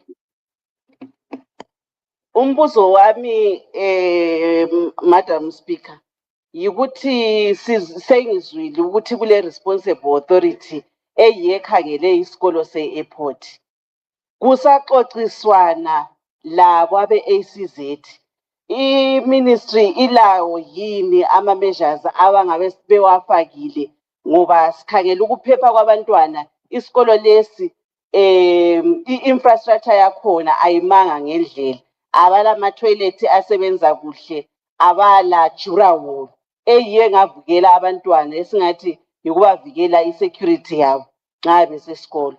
Ngiyabonga. Honorable Minister. Madam Speaker, ma'am, I wish to thank the honorable member for the question. There are a number of initiatives that could be done by the school to address the challenges that the school is facing, which include the issue of fencing and also provision of an enabling environment to ensure that students effectively learn at that school. One of the ways is to introduce a building levy where at least 40% of the parents can vote for introduction of that levy. And while the parents who should vote should be bona fide parents, not people masquerading as parents. That's one way of addressing that challenge through a levy. The other way is Ministry of Primary and Secondary Education is seized with encouraging all our schools to embark on commercial ventures. This could be gardens, could be piggery projects, poultry projects as ways of raising money towards improving the ambience prevailing in our schools. So those are ways of mobilizing funding towards improving the conditions that prevail at that school. I submit, Honorable Speaker.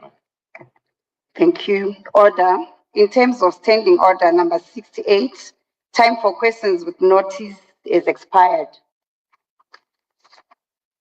I recognize the Honorable Minister of Defense to give her ministerial statement.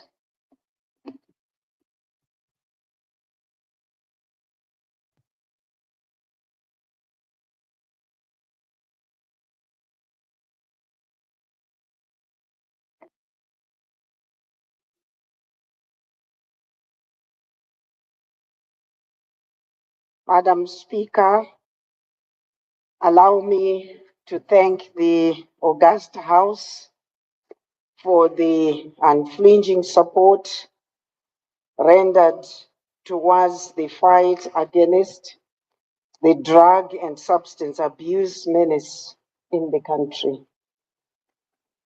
Madam Speaker, drug and substance abuse has been with us since time immemorial. However, the challenge has been aggravated by the heightened globalization, which has created a well-coordinated drug economy, introducing new addictive products to our communities. The menace is proving to be unselective, and no one is immune. Families, learning institutions, workplace, and churches are being affected. It is a disturbing situation to note that some of the victims are raping, even killing their own parents. We have lost precious life due to road traffic accidents caused by the influence of drugs. The emerging drug culture is exerting pressure on the tight fiscal space and fueling violent criminal activities. The magnitude and complexity of this challenge require that we adopt the multi-stakeholder approach in earnest, leaving no one and no community behind. Madam Speaker, allow me to comment the visionary leadership of His Excellency President Dr. E.D. Mnangagwa for inculcating a whole of government and society approach in our response to this menace by directing that government elevates the Interministerial Committee to a multi-sectoral national committee on drug and substance abuse. I also thank him for launching the multi-sectoral action plan 2024 to 2030, which I saw submit. I also thank him for launching through the action plan, the President declared zero tolerance to drug and substance abuse, made a clarion call to action by every Zimbabwean, and provided us with a strategic roadmap in order to fight against drug and substance abuse. My ministerial statement is intended to provide an update to the August House on the progress made by the National Committee on Drug and Substance Abuse since its establishment in April 2023. Allow me to begin by unpacking the structures of the National Committee for the benefit of honorable members. Madam Speaker, to ensure a coordinated and effective multi-sectoral response, a three-tier governance structure was established under the National Drug and Substance Abuse Response Framework. Allow me to announce that members of Parliament have been co-opted to the structures of the committees in order to represent their constituencies. I will start with the National Committee on Drug and Substance Abuse. The National Committee on Drug and Substance Abuse is the highest level policy-making body, which is chaired by the Minister of Defense and deputized by the Minister of Home Affairs and Cultural Heritage. The National Committee is responsible for providing guidance and oversight on the implementation of the Drug and Substance Abuse Program.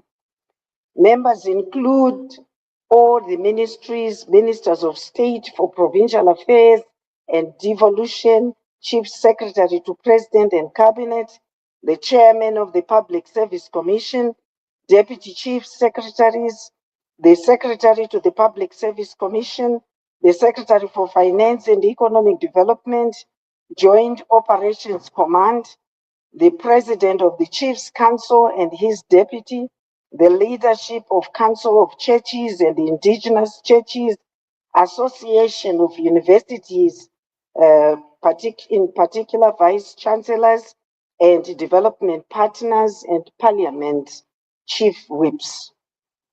The National Technical Committee is the operational arm of the National Committee and is chaired by the permanent secretaries in the Ministry of Public Service, Labor and Social Welfare, and deputized by the permanent secretary in the Ministry of Home Affairs and Cultural Heritage.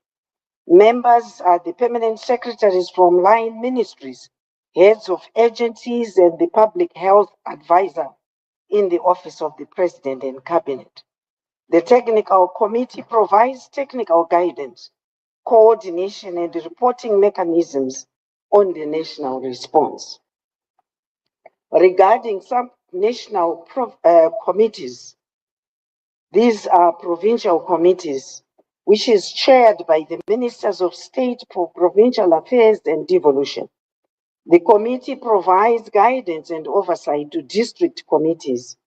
The provincial committee is a replication of the national committee, and members include all provincial heads of ministries, departments, agencies, chief executive officers of urban and rural district councils, provincial chief council, members of parliament, representatives, church leadership, private volunteer organizations and political leadership, and also traditional leaders, particularly chiefs, are part of this provincial committee.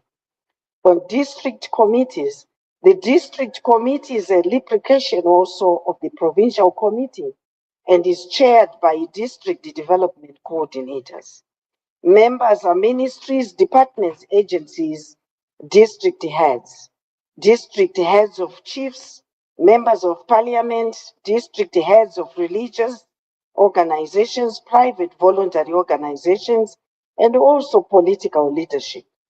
The district committee is responsible for coordinating the implementation of the drugs and substance abuse programs in the district, providing guidance to ward and village committees and reporting to the provincial drug and substance abuse committees. The next tier will be ward development committees. At the community level, we have adopted local government ward development committees and also village committees, which are chaired by councillors, supported by headmen and village heads. Members also include school heads, members of parliament, religious and faith-based organizations, social welfare workers, nurses in charge of these rural clinics, village health workers, youth officers, women officers, political leadership, civil society organizations, and other government and non-government development officers at the ward level. Village committees implement programs and activities at the grassroots level. Madam Speaker, the village committees require support from honorable members with regards to the mobilization of communities and coordination of activities. This abuse is taking place at village level, and also it's very critical that we build the capacity of these structures. The Ministry of Public Service, Labor and Social Welfare provides secretariat roles to all these committees from the national to sub-national levels, with Dr. Mahomva, the public health advisor to the President and Cabinet, supporting these committees. Madam Speaker, each committee at all levels operates through 7 similar pillars, each led by a line ministry with clear responsibilities and deliverables. The National Action Plan is the reference point for pillar programs and activities. Despite the resource constraints, the pillars have made significant strides in addressing the challenges that are bedeviling our country. Allow me to briefly highlight activities which are being undertaken by these pillars. I'll start with the supply reduction pillar. And Madam Speaker, allow me to say the key activities of the supply reduction pillar are aimed at reducing the amount of drugs and dangerous substances made available to our communities through surveillance operations, raids, arrests of drug dealers, destruction of drug bases and confiscated drugs, and naming and shaming of convicted drug lords and peddlers. The chairperson of the supply reduction pillar is the President's Department, and members include the Ministries of Home Affairs and Cultural Heritage and Defense. The CID Drug and Narcotics Unit was decentralized to all 10 provinces of Zimbabwe in order to curb drug and substance abuse. And since the establishment of the committee in 2023, a total of 31,789 suspects were arrested. Of those arrested, 3,585 were referred to court. And of those referred to court, 1,831 were convicted with some receiving sentences of up to 15 years, demonstrating the seriousness attached which the government is addressing this national scourge. A total of 665 bases were destroyed across the provinces during the period under review. Madam Speaker, after the conclusion of court proceedings, the convicted suppliers and offenders are named and shamed without fear of. Madam Speaker, Ministry of Home Affairs gazetted statutory 62 of 25, which I so submit to the August House. The SI amended the schedule to the Harmful Liquids Act, Chapter 9, Section 10, in order to incorporate unregulated, unauthorized, or illegal produced alcohol beverage containing ethanol. And these are Tumbra, Musombodia, or by any other name whatsoever. And these apply to those that manufacture, those that sell, those that supply or possess or drink these substances. These substances are banned. Madam Speaker, the National Committee is concerned with the proliferation of liquid operators, of the liquor operators. The actions undertaken by the Liquor Licensing Board include closure of liquor outlets at bus termini and fuel service stations, restricting of bottle stores in CBD, allowing chain supermarkets only. Cancellation of licenses also has been effected to those that sell illicit brews. From October 2023 to March 2025, 296 non-compliant premises were shut down. The Liquor Act, Chapter 14, Section 12 is being reviewed to transition the board into a national liquor licensing authority. Allow me to inform the House on the recognized liquor licenses and their stipulated operating schedule in terms of liquor regulations, statutory instrument 197 of 2004. I will start with the type of license, which is the airport liquor license, and they operate any day from 10 a.m. to 11 p.m. And these other types of license will operate in the same manner, which is the bar liquor license and the beer hall liquor license, which trades from 10 a.m. to 11 p.m. Bottle store liquor license any day between 8 a.m. and 8 p.m. Club liquor license any day from 10:30 a.m. to 11 p.m. Hotel liquor license any day other than Sunday, 10:30 a.m. to 10:30 p.m. Nightclub any day other than Sunday, 8 p.m. to 3 a.m. the following day. Passenger vessel liquor license any day from 10 a.m. to 10 p.m. Restaurants, this is ordinary license any day, 11 a.m. to 3 p.m. and between 6 p.m. and 11 p.m. Restaurant special license any day, 11 a.m. to 3 p.m. and 4 p.m. Theater club liquor any day, 10 p.m. to midnight. Theater liquor license any day, 5 p.m. to 11 p.m. Wine produces liquor license any day, 8 a.m. to 8 p.m. Extended hours occasional liquor license any day other than Sunday, 11 p.m. to 2:30 a.m. Then special bottle store license any day, 8 a.m. to 9 a.m.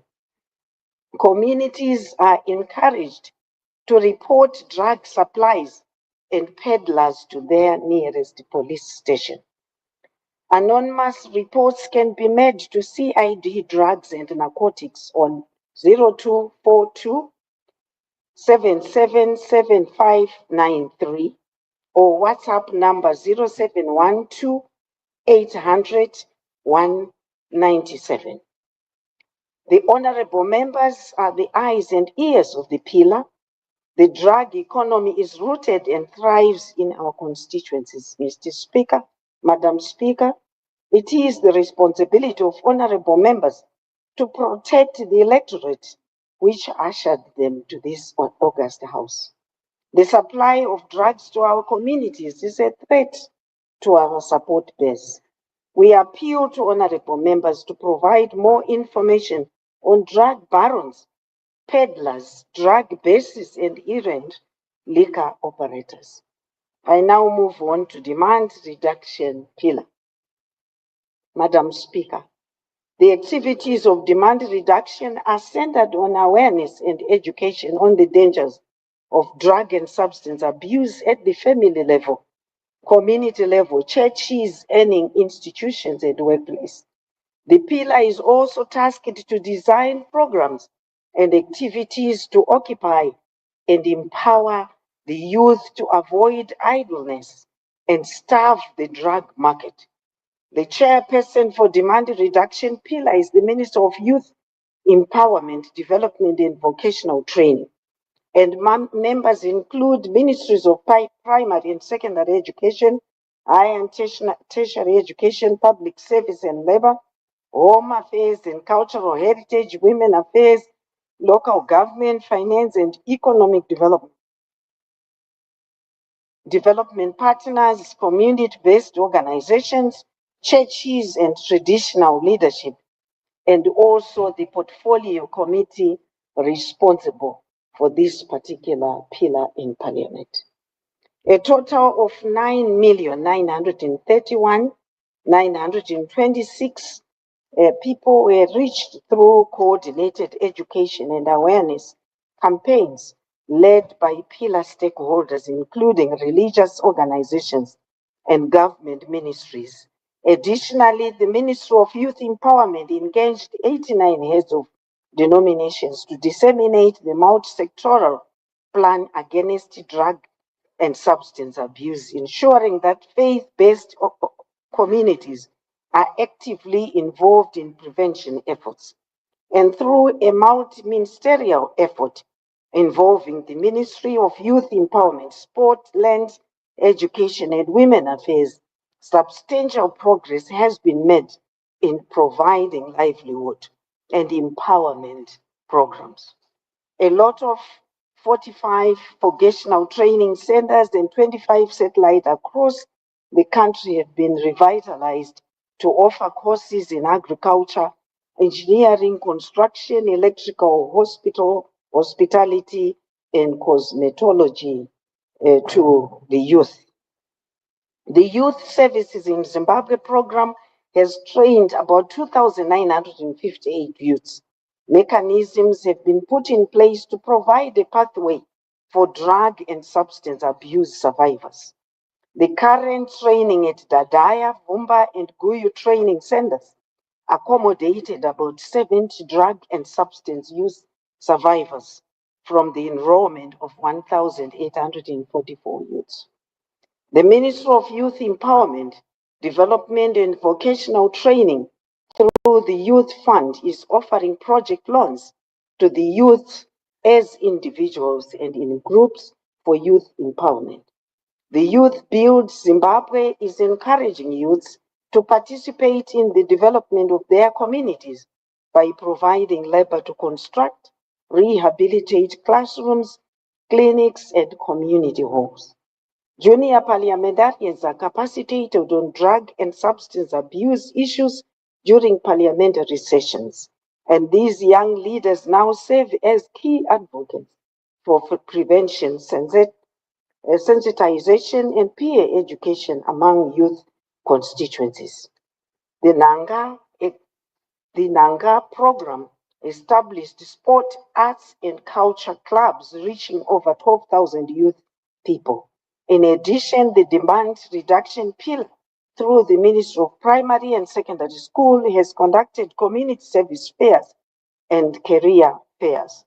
These events served to enroll school dropouts, promote anti-drug messages to learners, parents, and communities, and create awareness on the importance of education and the risks of drug abuse. Madam Speaker, drug and substance abuse is now a topic taught from ECD A to A level within the guidance and counseling learning areas. A three-pronged guidance and counseling strategy is being deployed, which includes interactive counseling sessions, special assemblies, and sports gatherings. To strengthen school policies and safeguarding mechanisms in 2023 to 2024, safeguarding policies were revised, specifically targeting drug and substance abuse, and provided schools with clear implementation guidelines and frameworks for creating school-level anti-drug policies. Teacher trainings were conducted to support the implementation of this policy. The school health policy gives room for collaboration between the ministries of primary and secondary education and Ministry of Health and Child Care. The policy allows health officials to conduct health services in schools and include the screening of pupils for mental health issues, which include drug and substance use if need be. A total of 24,000 traditional leaders have been capacitated on drug and substance abuse prevention strategies. This initiative ensures sustained community leadership involvement in drug prevention at the grassroots level and leveraging their influence to shape norms and behavioral change. Madam Speaker, the victims and those to be victims are in the communities. The community lower level structures play a vital cog in a successful response to this message. We look forward to closer collaboration with honorable members to ensure more demand reduction activities at the grassroots levels. I move to harm reduction, treatment, and rehabilitation pillar. The harm reduction, treatment, and rehabilitation pillar assists victims in fighting addiction through treatment and rehabilitation services. The chairperson for harm reduction, treatment, and rehabilitation pillar is the Minister of Health and Child Care, and members include Ministries of Public Service, Youth, Home Affairs, Women Affairs, Medicine Control Authority of Zimbabwe, NATFAM, Liquor Licensing Board, Development Partners, faith-based organizations, and community-based organizations. And also the portfolio committee responsible for this area are also part and parcel of this committee. A total of 15,648 patients received treatment. Outpatient care services are still available at all provincial hospitals free of charge. The National Committee is aware of the limited inpatient government treatment facilities. In the spirit of our President's mantra of leaving no one and no community behind, 67 facilities under the Ministry of Local Government and Public Works were identified for repurposing to government standalone treatment, rehabilitation, and skills development centers. The list is not exhaustive, and honorable members can identify more usable facilities in their constituencies for repurposing to treatment, rehabilitation, and skills development centers. To date, 3 such facilities have been operationalized, that is Chipadze in Bindura, Amaven in Kwekwe, and Chinotimba in Victoria Falls. Madam Speaker, to complement the government's effort in operationalizing more centers, we are engaging our partners. One of the partners, called Porter Missionary Society under the Seventh-day Adventist Church, is renovating 3 habilitation centers, that is Chitubu Satellite Clinic in Glenora, Wilkins Opportunistic Infections Ward, and Wilkins Hospital's Annex Ward. The Opportunistic Infectious Ward is at 92% completion. We took note of private rehabilitation facilities conducting business without the due registration process. In terms of the Health Profession Act, Chapter 27, Section 19, it is an offense to operate a rehabilitation facility without registration with the Health Professions Authority. The authority has heightened inspections. Offenders are arrested and facilities shut down. And we took note also that most of these private rehabilitation facilities are charging exorbitant prices. And we have the responsible and respective committees investigating most of these private operators. The Health Profession Authority published in the print media a list of registered rehabilitation centers for the benefit of citizens. And on government side is Pararinyatwa Hospital, Salimu Gabe, Ingucheni, Ngomahuru, and Halfway Hospital, Machingo, Chipadze Bindura, Amaven Kwekwe, Chinotimba, Victoria Falls. And the private operators are Mandipa Hope Drug Rehabilitation Center, the Chariot Rehabilitation and Wellness Center, Fen Valley Mental and Rehabilitation in Motari, Gateway Mental Health and Rehabilitation Psychology Unit in Harare, Mandara Mana Wellness Center, Fortress Rehabilitation Unit Rua, Mubatira Pamwe Hospital, Chrysalis Transformation Center. We encourage honorable members to report dubious facilities operating in our constituencies in order to promote our citizens from manipulative practices. It is also the prerogative of this august house to interrogate the cost of services, as I have indicated offered by these private operators. On psychosocial support and community reintegration pillar, the psychosocial support and community reintegration pillar provides support services to victims and their families. The chairperson for this psychosocial support and community reintegration pillar is the Minister of Public Service, Labor and Social Welfare. And members include Ministries of Youth, Health and Child Care, Home Affairs, Women's Affairs, local government and public works, finance, development partners, community-based organization, churches and traditional leadership, including also the parliamentary portfolio committee, which is in this particular sector. A toll-free line 0801-4424 was established to provide confidential counseling, referral services, and support to affected individuals and families.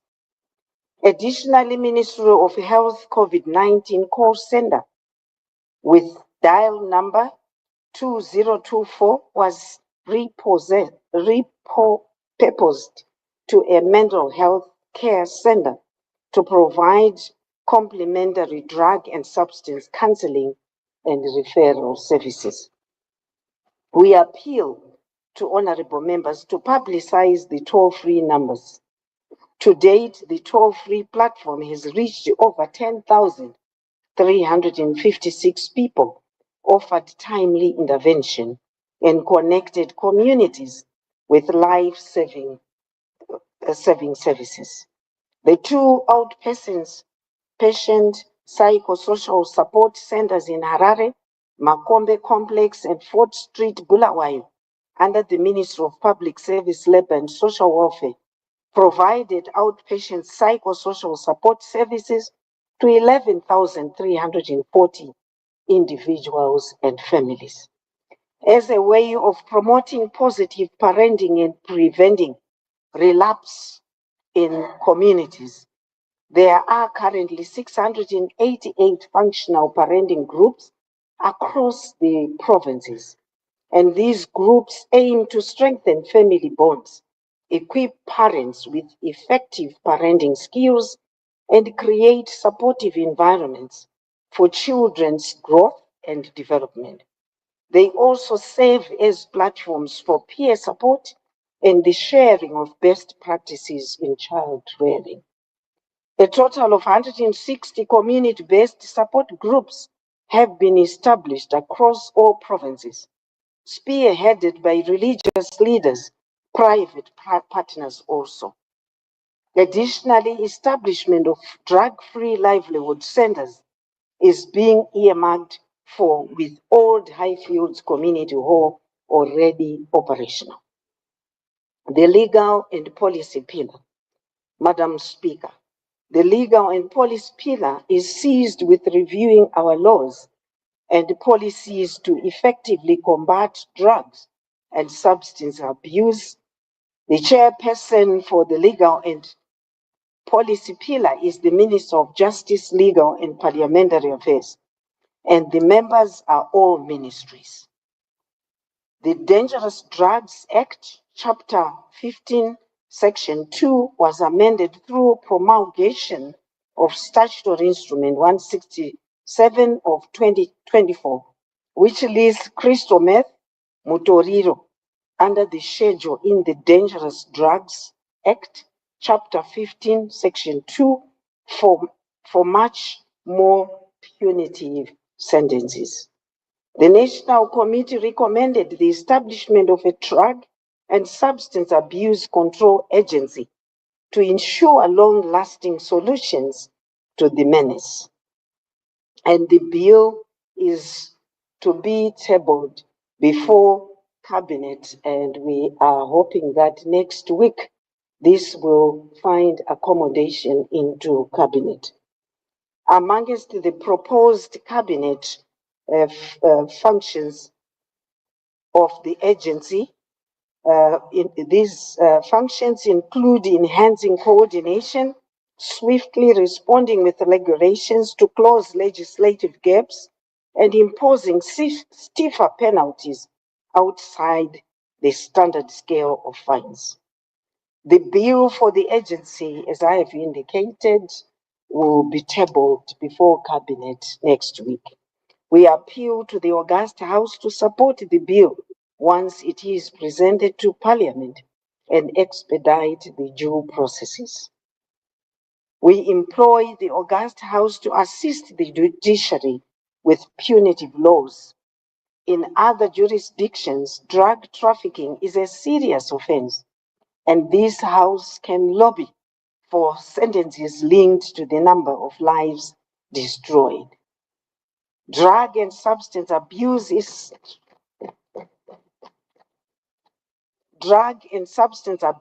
spreading like fire. It is now within the public service, private sector, churches, and learning institutions and Parliament. This House can debate on compulsory drug and substance abuse testing at workplaces and learning institutions with a view to not punishing the victims but providing early assistance. I'll move on to media communication pillar.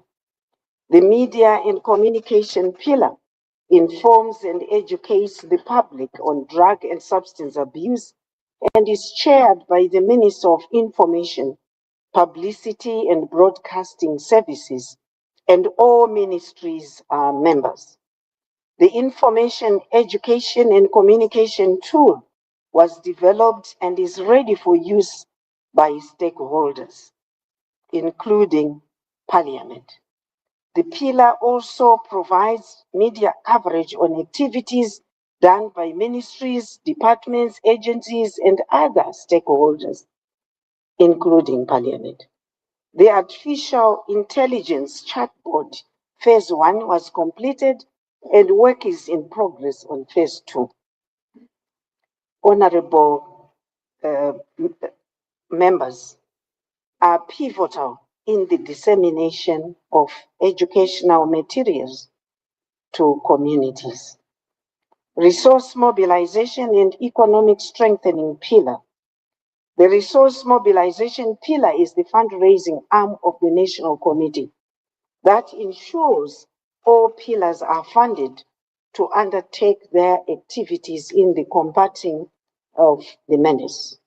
The chairperson for resource mobilization pillar is chaired by the Ministry of Public Works and Local Government, and members include finance, industry and commerce, tourism and hospitality, public service, labor and social welfare, development partners, the Zimbabwe National Chamber of Commerce, the Chamber of Mines Bankers Association. Mr. Speaker, Madam Speaker, we thank the August House for support towards national budgetary allocation. In 2023, the Treasury allocated 500 million in 2024 and 30 billion, and in 2025, 800 million Zimbabwean dollars. However, the rate of disbursements and quantum of these funds remain unmatched with the demands of the multi-sectoral action plan, which is affecting the holistic implementation of the plan. Primary focus is mobilizing resources to renovate the operationalize the 67 treatment and rehabilitation facilities under local government and public, the list of which I saw submit to the August House. We have engaged partners to complement the government's efforts in expediting the establishment of more rehabilitation centers, as I have indicated earlier. We are preparing for a high-level resource mobilization meeting in which our partners will deliver their pledges to His Excellency, the President. I appeal to honorable members to identify local economic actors and well-wishers and facilitate linkages with the resource mobilization pillars in order to ensure that our constituencies have partners on this day. I also appeal to honorable members to consider funding local rehabilitation centers with CDF funds and lobbying for prioritization of rehabilitation centers under devolution-funded projects. Shared responsibility in the fight against drug and substance abuse. While the government is leading the robust structures and mechanisms to combat the growing menace of drug and substance abuse, it must be clearly stated that this fight is not the responsibility of government alone, nor of those directly tasked to spearhead the response. Like any other national disaster, fighting drug and substance abuse demands the full participation of every Zimbabwean, including members of parliament, community leaders, families, and citizens at large, since no family has been spared of this menace. His Excellency, the President, through the multi-sectoral drug and substance abuse action plan, demonstrated the political will to fight against drug and substance abuse, leaving no one and no community behind. Parliamentarians in particular play a crucial role in advancing interests and well-being of the electorate by championing awareness, mobilizing communities, and holding stakeholders accountable within their constituencies. We have been capacitated with vehicles which can assist in organizing outreach meetings at the grassroots level. We appreciate the Parliament Portfolio Committee on Youth Empowerment, Development and Vocational Training for interfacing with the demand reduction pillar. We encourage the rest of the parliamentary portfolio committees to engage the relevant pillars and the technical committees for the purposes of sharing information and experiences with ultimate goal of sharpening our strategies. In concluding, Madam Speaker, the journey to a drug-free Zimbabwe requires the collective effort of every citizen, community, and institution. The milestones achieved so far are a testament to what can be done through strong leadership, multi-sectorial collaboration, and community-driven solutions.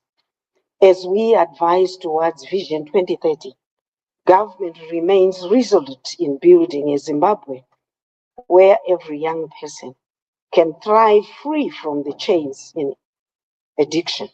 Let us continue to work together in unity, compassion, and determination to end the scourge of drug and substance abuse in our beloved country.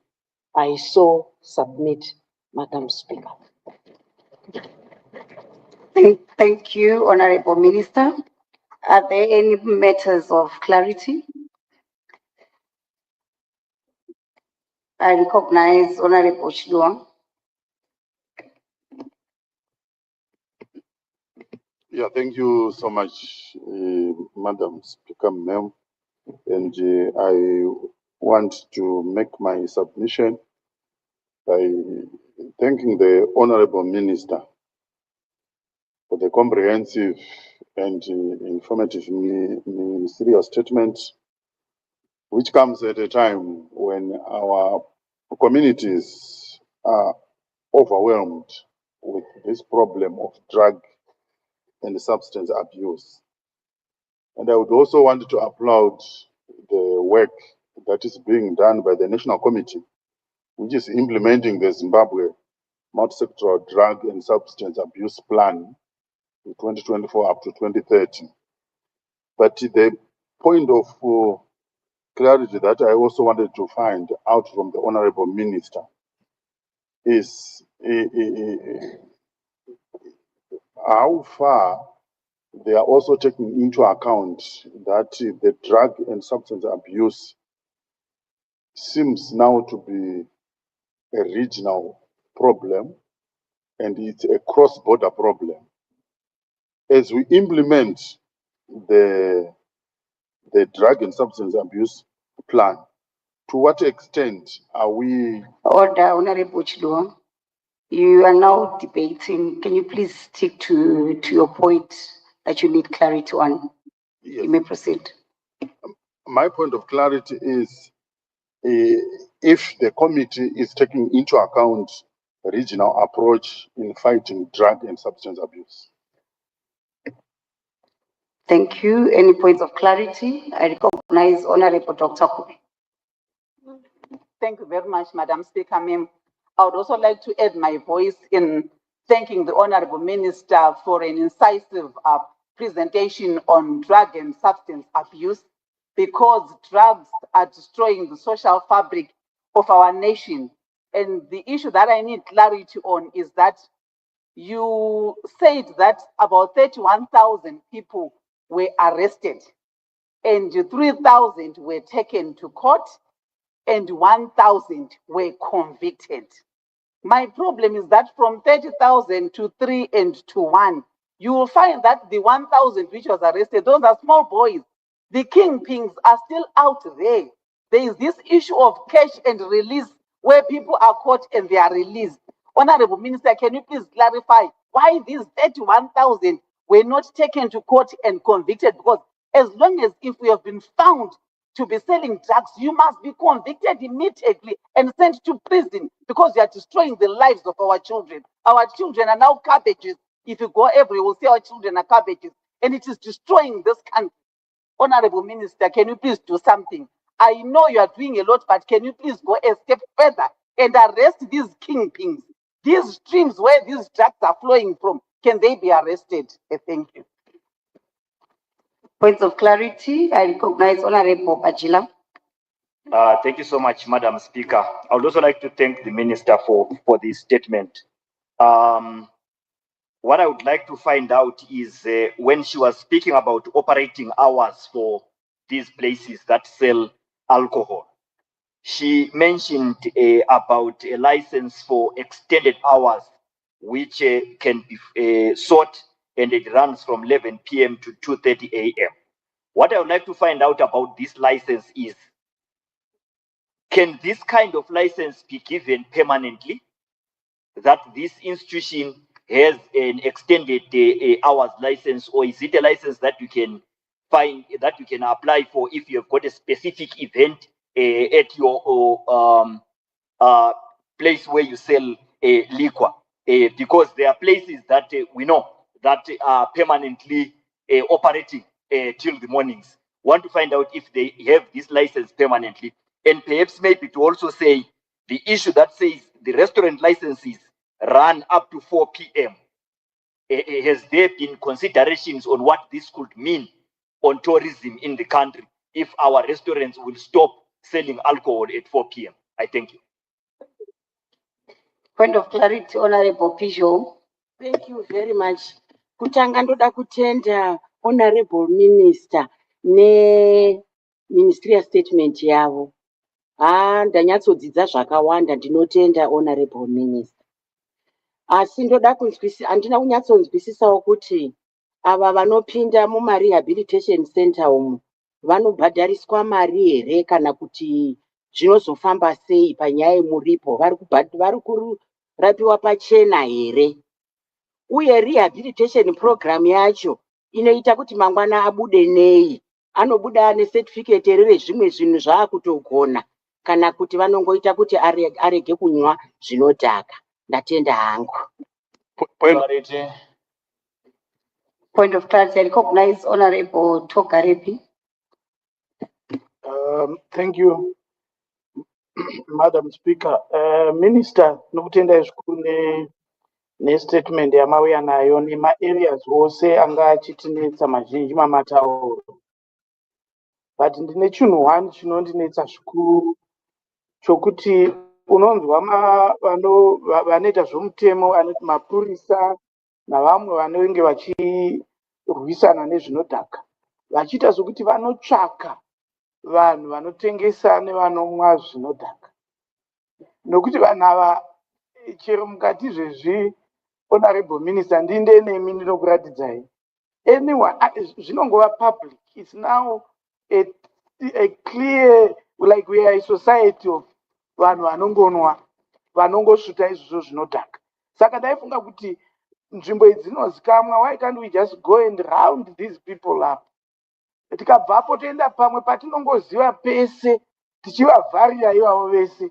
Ndinofunga kuti kungoti kwava nomutemo watakabvumirana muno mumba wokuti kuti munhu akawanikwa ane mhosva haachabvumirwi kuurawa. These people are killing millions in this country. Dai mutemo uchitibvumira, ava vaimbofanira kumboiswawo pafiring squad, vana vedu vapera.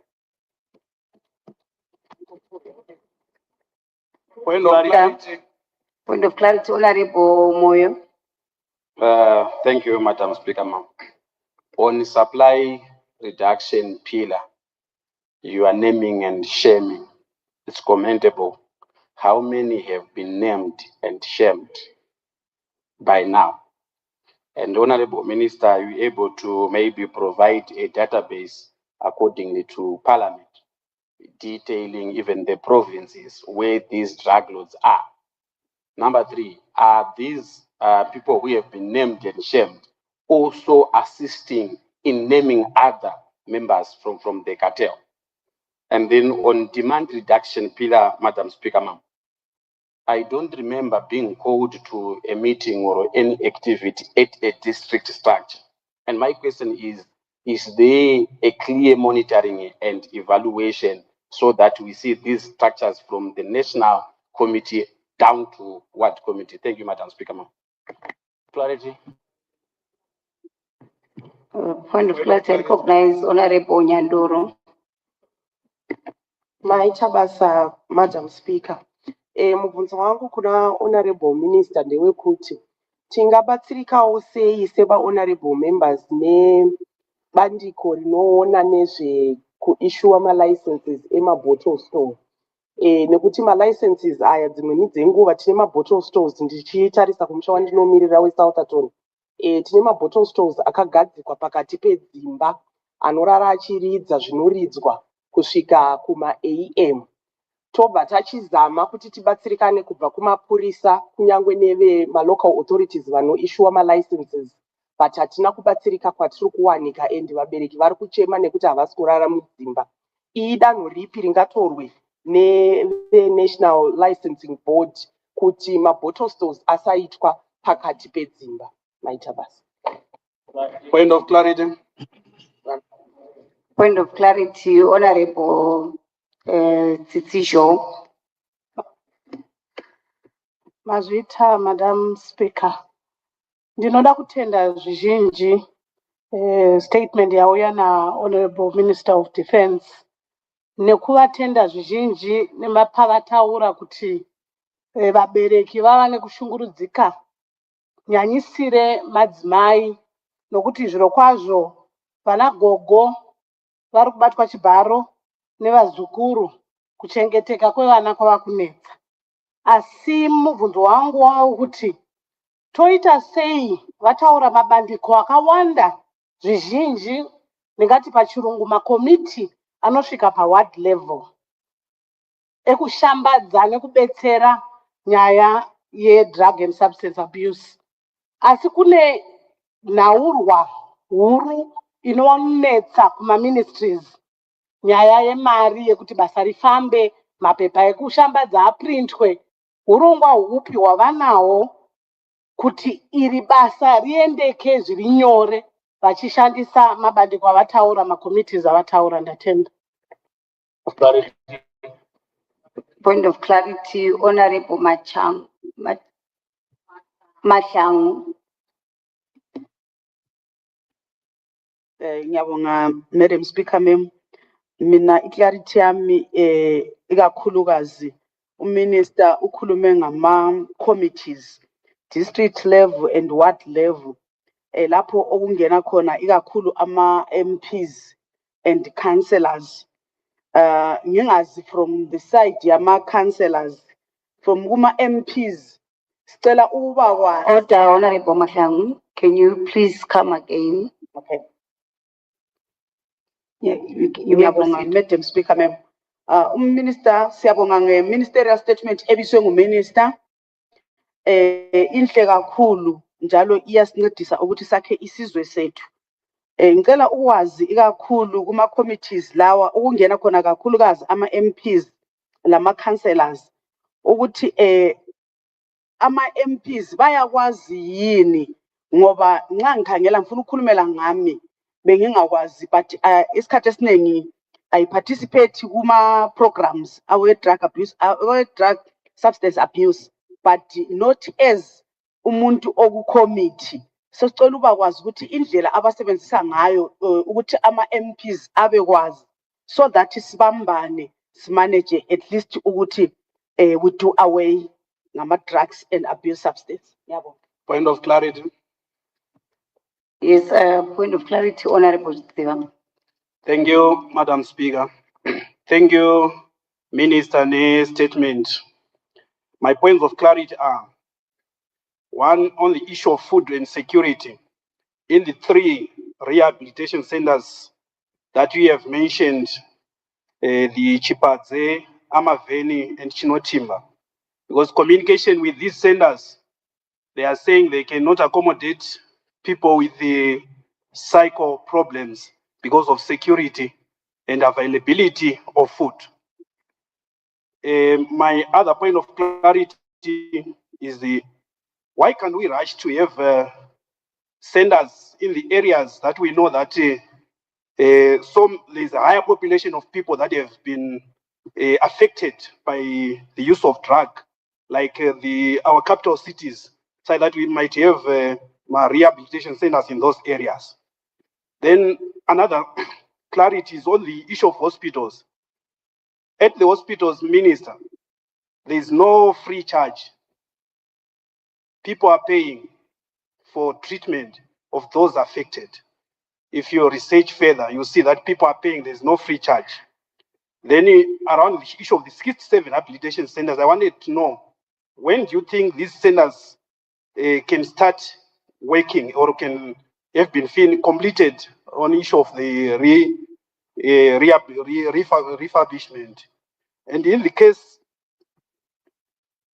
there's this issue, because this substance, like crystal meth, is a sex enhancement substance, and there are children that are being born by those who are abusing this drug. What is the plan of this government around the issue of children born from addicts? Thank you. Of clarity. Point of clarity, Honorable Makumiri. Thank you very much, Madam Speaker. Madam Speaker, I want to appreciate the work that is being done by the Honorable Minister. I'm excited with the statutory instrument 62 of 2025. I am sure it's going to address most of the problems. The first point of clarity is on the supply reduction pillar. There are a lot of issues that have been raised by the Honorable Minister, but I want to ask the Honorable Minister to clarify if there are any plans to invite police from different areas to come and do some raids, because the public has lost confidence in local police since they are also implicated in the corruption. Some of them are implicated in the corruption around the dealings in our communities. Secondly, there is a toll-free number that has been given under the harm reduction pillar. I also need clarity from the Honorable Minister if there is a toll-free number again for tipping off the police under the supply reduction pillar. Number 4, on the structure that has been laid down by the Honorable Minister, there is involvement of political leadership. I want the Honorable Minister to clarify if the political leadership is going to involve all political parties that are within a community, or it's the political leadership from one political party.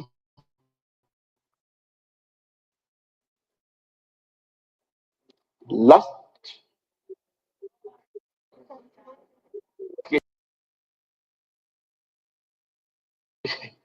may you protect me, Honorable Speaker. The last one is on the activation of the structures that have been laid down to the village level. Are there any timelines for the activation of these structures at a lower level? Thank you very much. In the interest of time, may you allow the Honorable Minister to respond?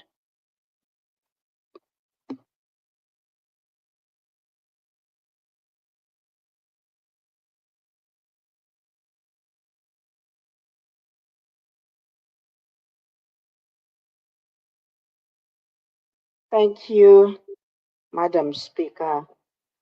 Let me start by thanking the honorable members for their support to the efforts that are being made by government, which I have highlighted in the presentation.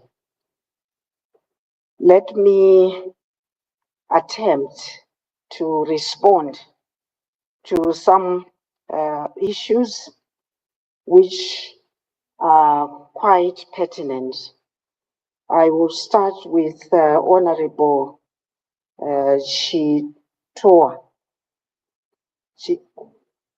Chilua, who wants clarification or clarity on what is being done by our committee since this problem has become regional and also a cross-border issue which affects not just Zimbabwe but other countries in the region.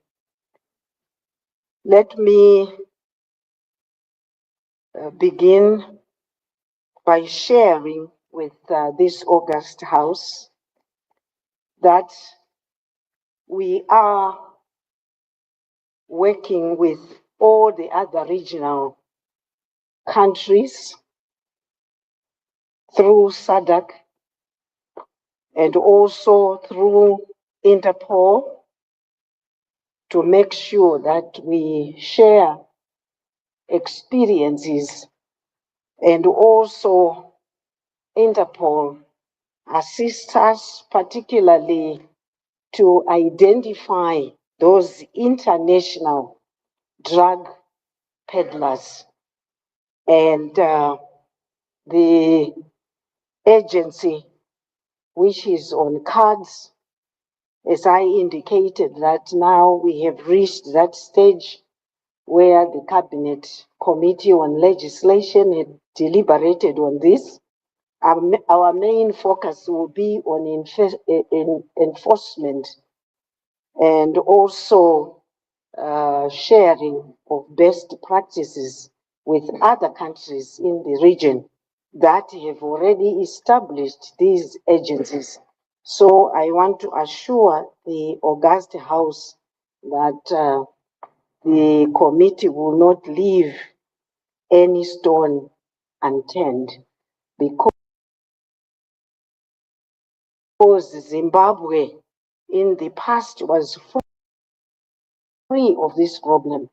But as I indicated,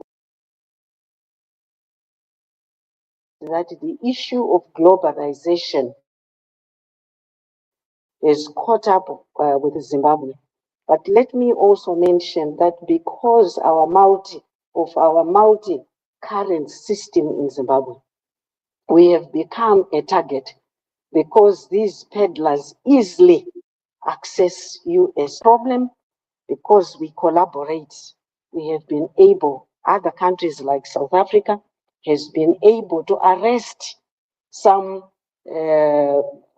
companies that were producing these dangerous substances across the Limpopo.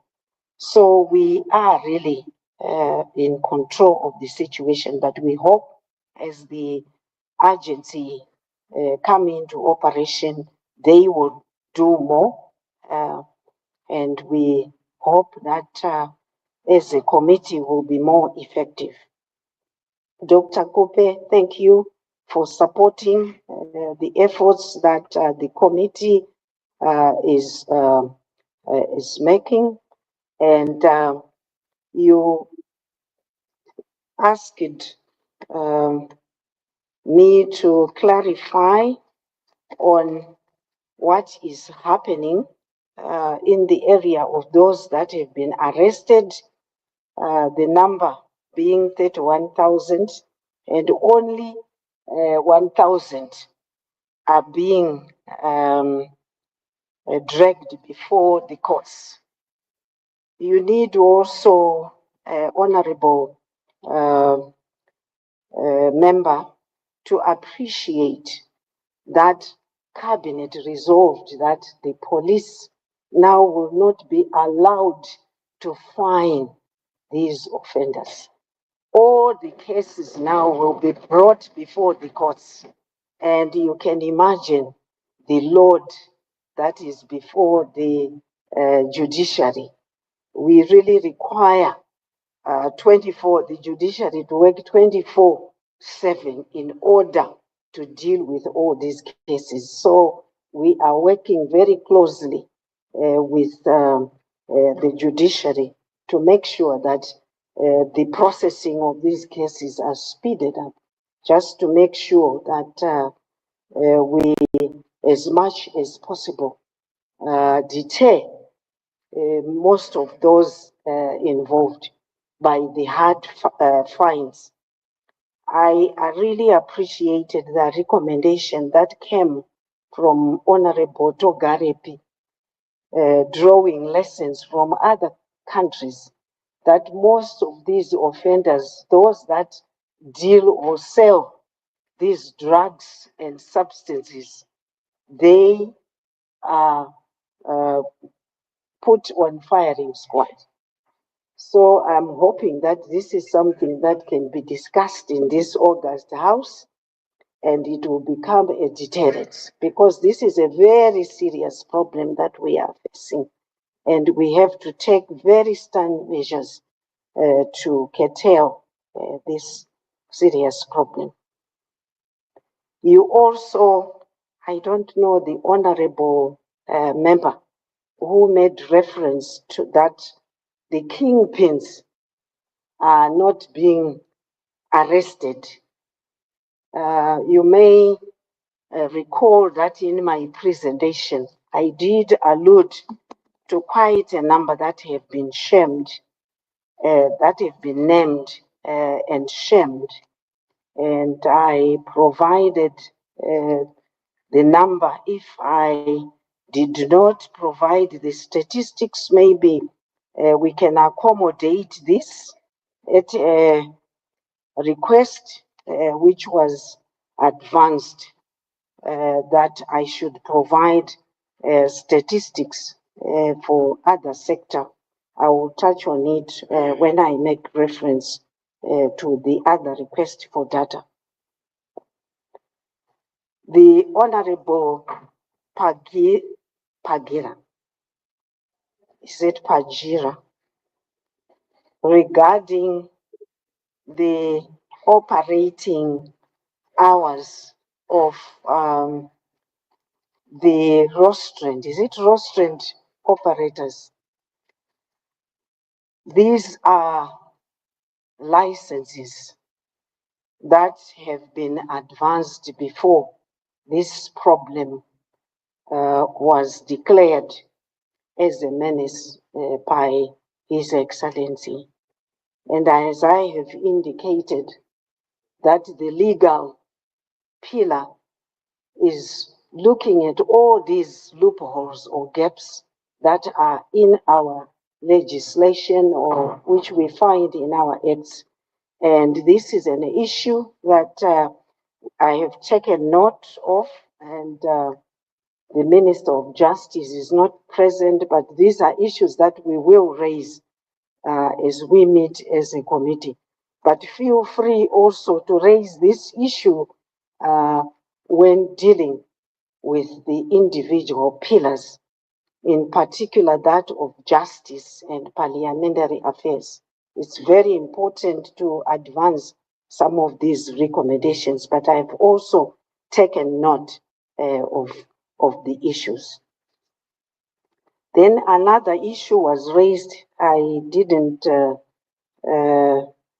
record the name of the member of parliament, but I'm sure the parliamentary officials have taken note of the name. Regarding the rehabilitation centers, which are within the cities. We don't have many that are in the rural areas.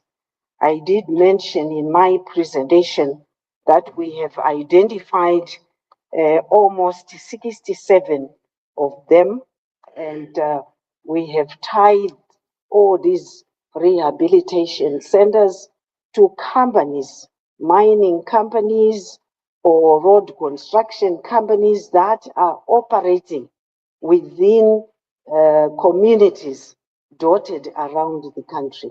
And we are hoping that when we launch the resource mobilization, all these companies will be invited so that they plow back to communities, because these people that are being prey to the drug operators, these are people, some who are not employed, and because of lack of opportunities, when these companies have opportunities, they are also expected to assist with community challenges. I'm glad that His Excellency and Cabinet approved that we need to resuscitate the community assistance programs that should that should benefit various communities where resources are being exploited. Because if they are minerals, if they are exploited, they will not grow back again. So it is important to invest in a just cause. Comrade Togarepi, you made reference, yes, Honorable Togarepi, okay.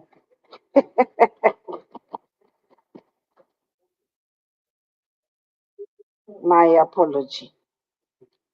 He made reference to bases which are dotted across the country. I have invited honorable members, if they know of some bases which require attention, to come forward and share this information with the committee, or you can approach the ministers of state or CID offices that are dotted across the country.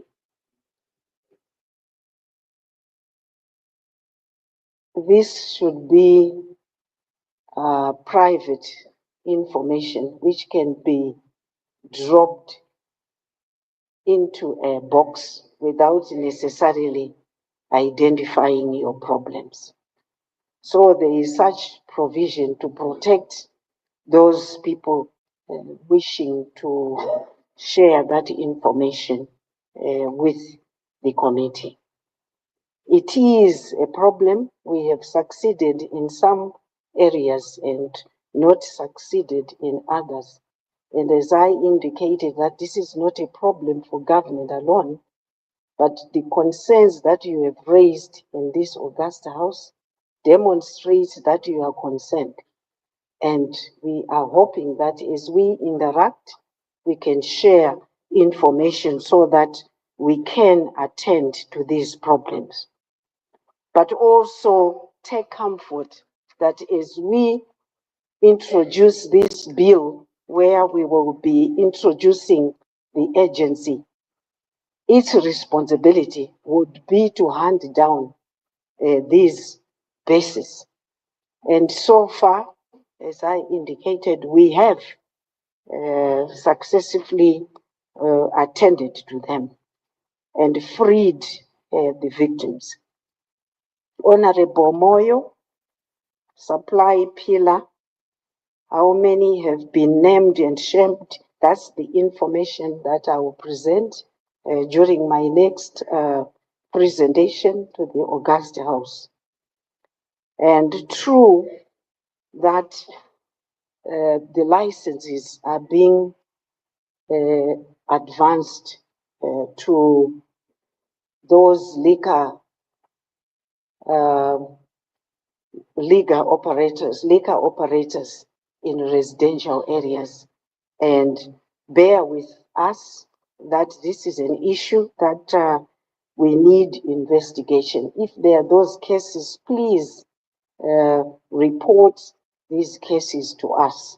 Now that we know that you have a special role to play in this exercise. Honorable Joe, you thanked the President for putting in place measures to address this menace. We really appreciate.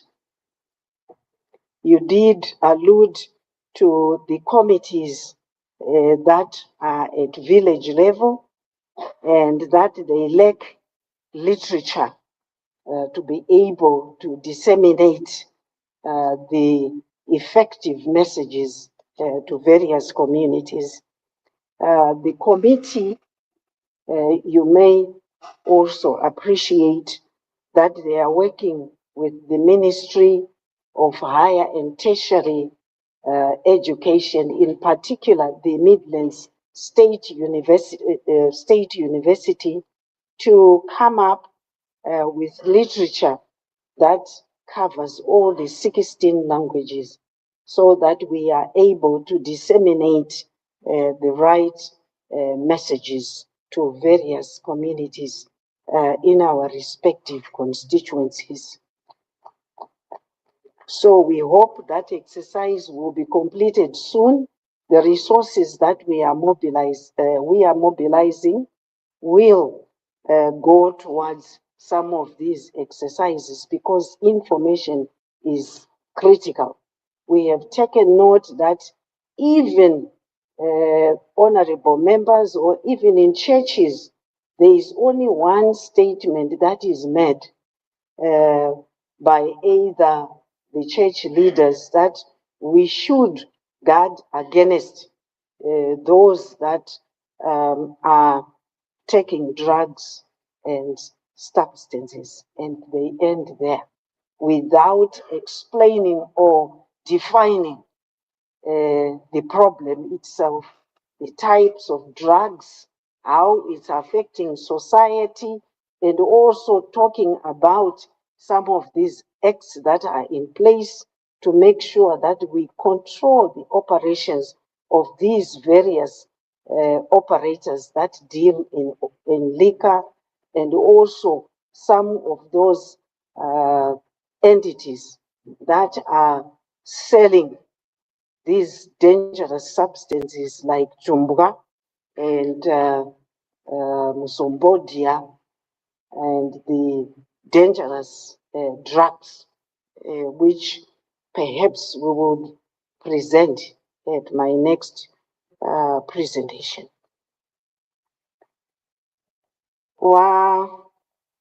Honorable Togarepi wandidzidzisa kuti unogona kutaurawo neShona. Macommittees ekuVillage zvandambotaura kuti ndiko kune madrugs ari kutorwa, noti nevana wedu chete vasina mabasa, asi vane mabasa, even madoctors, even mateachers ari kutora madrugs aya. Ari kuitika muvillage, mudunhu raSabhuku, mudunhu raHeadman, mudunhu maMambo. Zvambotaurwa na Honorable Kupe kuti social fabric yadestroyeka. Kana culture yedu yaitwa invaded zvakadaro, responsibility should accrue kune machiefs acho nemasabhuku, nekuti vana awa not only are they causing havoc kuma families atataura, mai vanorepwa nemwana, zvakare vanhu vemusociety vamwe vari kudhiraivha mashika-shika, vachidhiraivha vachiita maaccidents, and taona maaccidents atiinawo. Ane vanhu vakadzidza nevasina kudzidza vari kudhiraivha vari under this problem. Tiri kutaura nawo kuti ndo kwatofanirwa kuisa maresources ikoko to build the capacity of maheadmen nemacounselors to take responsibility yekuona kuti tiwake marehabilitation centers in these areas wawake iwo wakanye zvidhina wabatsire kuti kutsvagwe zvekuwakisa. Tinofunga kuti wanopiwa counseling nemaclinic anenge ari in the area. Zvakare, we are hoping kuti youth officers arimo will be able to organize training sessions zvevanhu ivava kuti vatraine kuconstruction, vatraine carpentry, vatraine zveagriculture in their local communities. Then mari yozoadvancwa so that hatisi kungorapa, tiri kubatsira kuti vanhu vasangorapwe woenda kumba woshaya zvekuita idle minds, wozodzoka futi vakudhaka. Tikabatsira kuvatraina zviri kuitwa neyouth service, kuti waende kuyouth service wonotrainwa then wozopiwazve mari yekuti waite maprojects. So it's not just having structures, ndosaka tati iri kuda resource mobilization so that government ikaisa mari muhomwe, those victims will benefit from these programs. Then Honorable Mashangu, MPs are not aware that they are part and parcel of these committees. We tasked the ministers of state. This is not the first time this committee has been put in place. We had the committee, multi-sectoral committee, which had the same characteristics, and we succeeded before. And MPs were part and parcel of this committee. So at that level, we were hoping that the ministers of state would, it's automatic, they will invite the members of parliament because they are critical stakeholders. And at national level, we were doing so, but with the chiefs, the senators. And we realized that there was that gap. And from now going forward, we will be working together with all the portfolio committees. So my apologies. You are very critical, and we would want you to debate these issues and ensure that as you address meetings in your various constituencies, you also prioritize this area of drug and substance abuse. So this, we will send information to ministers of state so that work begins now. Then there was also a concern of food and security issues on Chipadze and other two rehabilitation centers where they are not accepting those that have psychosocial problems. We can understand because Cabinet deliberately made a decision that we want stand-alone rehabilitation centers, because it's not necessarily the case that all the victims have some psychiatric problem, as was in case in some psychiatric cases. So bear with the committee that we have discovered that those victims that have no psychiatric problems mixed with those that have the problem. Most of the victims come out also not normal. So we are trying to separate these two, which is why Unguchen in Bulawayo now is accommodating only psychiatric patients. And we leave the others to a standalone rehabilitation center.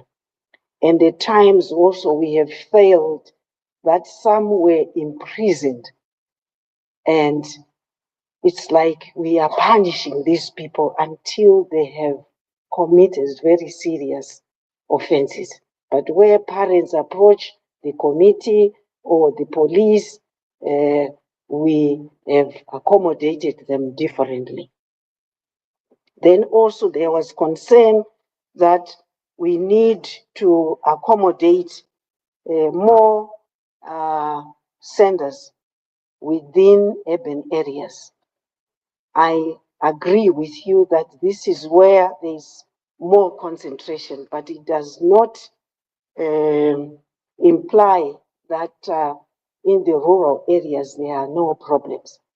I remember attending a funeral in the rural areas, and at that funeral, there were almost 20 young people who were just lying there almost like they have no life. And we are referring to rural areas. So this is just one area, a drop in the ocean. What about other areas? This was just one community. What about the other communities? So the president is saying, let's throw our net wider so that we accommodate many areas. But I will submit a list of those proposed rehabilitation centers. If you think of some other rehabilitation areas, please don't hesitate to approach the committee. Then hospitals that are charging fees, I'm not sure whether this is happening. If it's happening, please feel free to approach either my office so that we are able to investigate.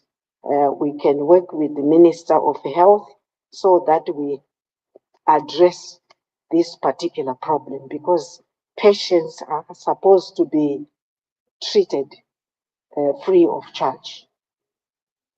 We do have 6 general hospitals that are now in operation, and we will investigate to make sure that this is not happening.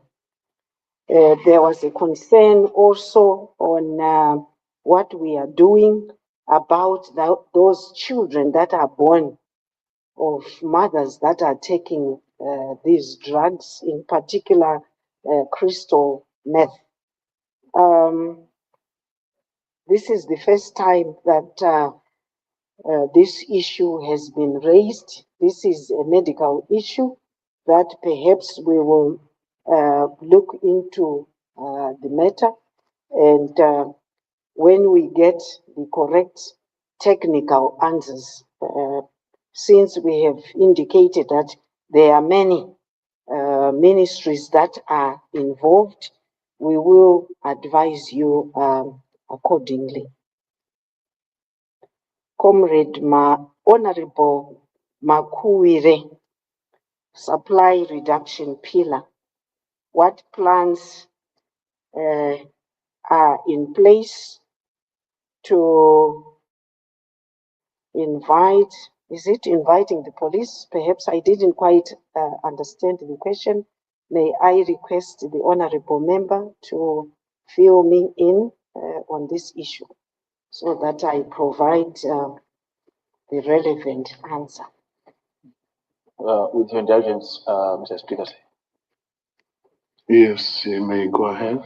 Thank you very much. Honorable Speaker, say the situation in our communities is that our locals no longer have trust in the local police officers. In some, not all, in some local police officers, because they are suspected to be dealing with these drug lords.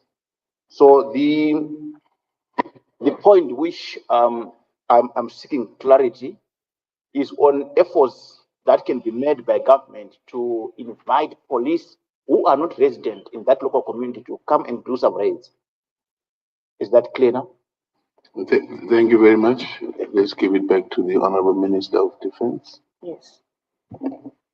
Thank you, Honorable Makuire, for clarifying on that question. I think it's unfair to paint the police force, the whole police force, with a black brush. There are, of course, some individuals who are not trustworthy, but to bring the whole institution into disrepute, I think is unfair. I think the police have done a wonderful job, as I indicated, for arresting 31,000 perpetrators. And if they have achieved this high number, the courts, of course, are bombarded with demands of sailing a number of cases through the courts. We need to give credit to the police. What I would request the honorable member to serve us with is information on those police forces in the areas of concern. I'm sure it's in your particular area. If you would know those few police officers, because I'm very uncomfortable to accept the position where it's a blanket statement that bring all the police force.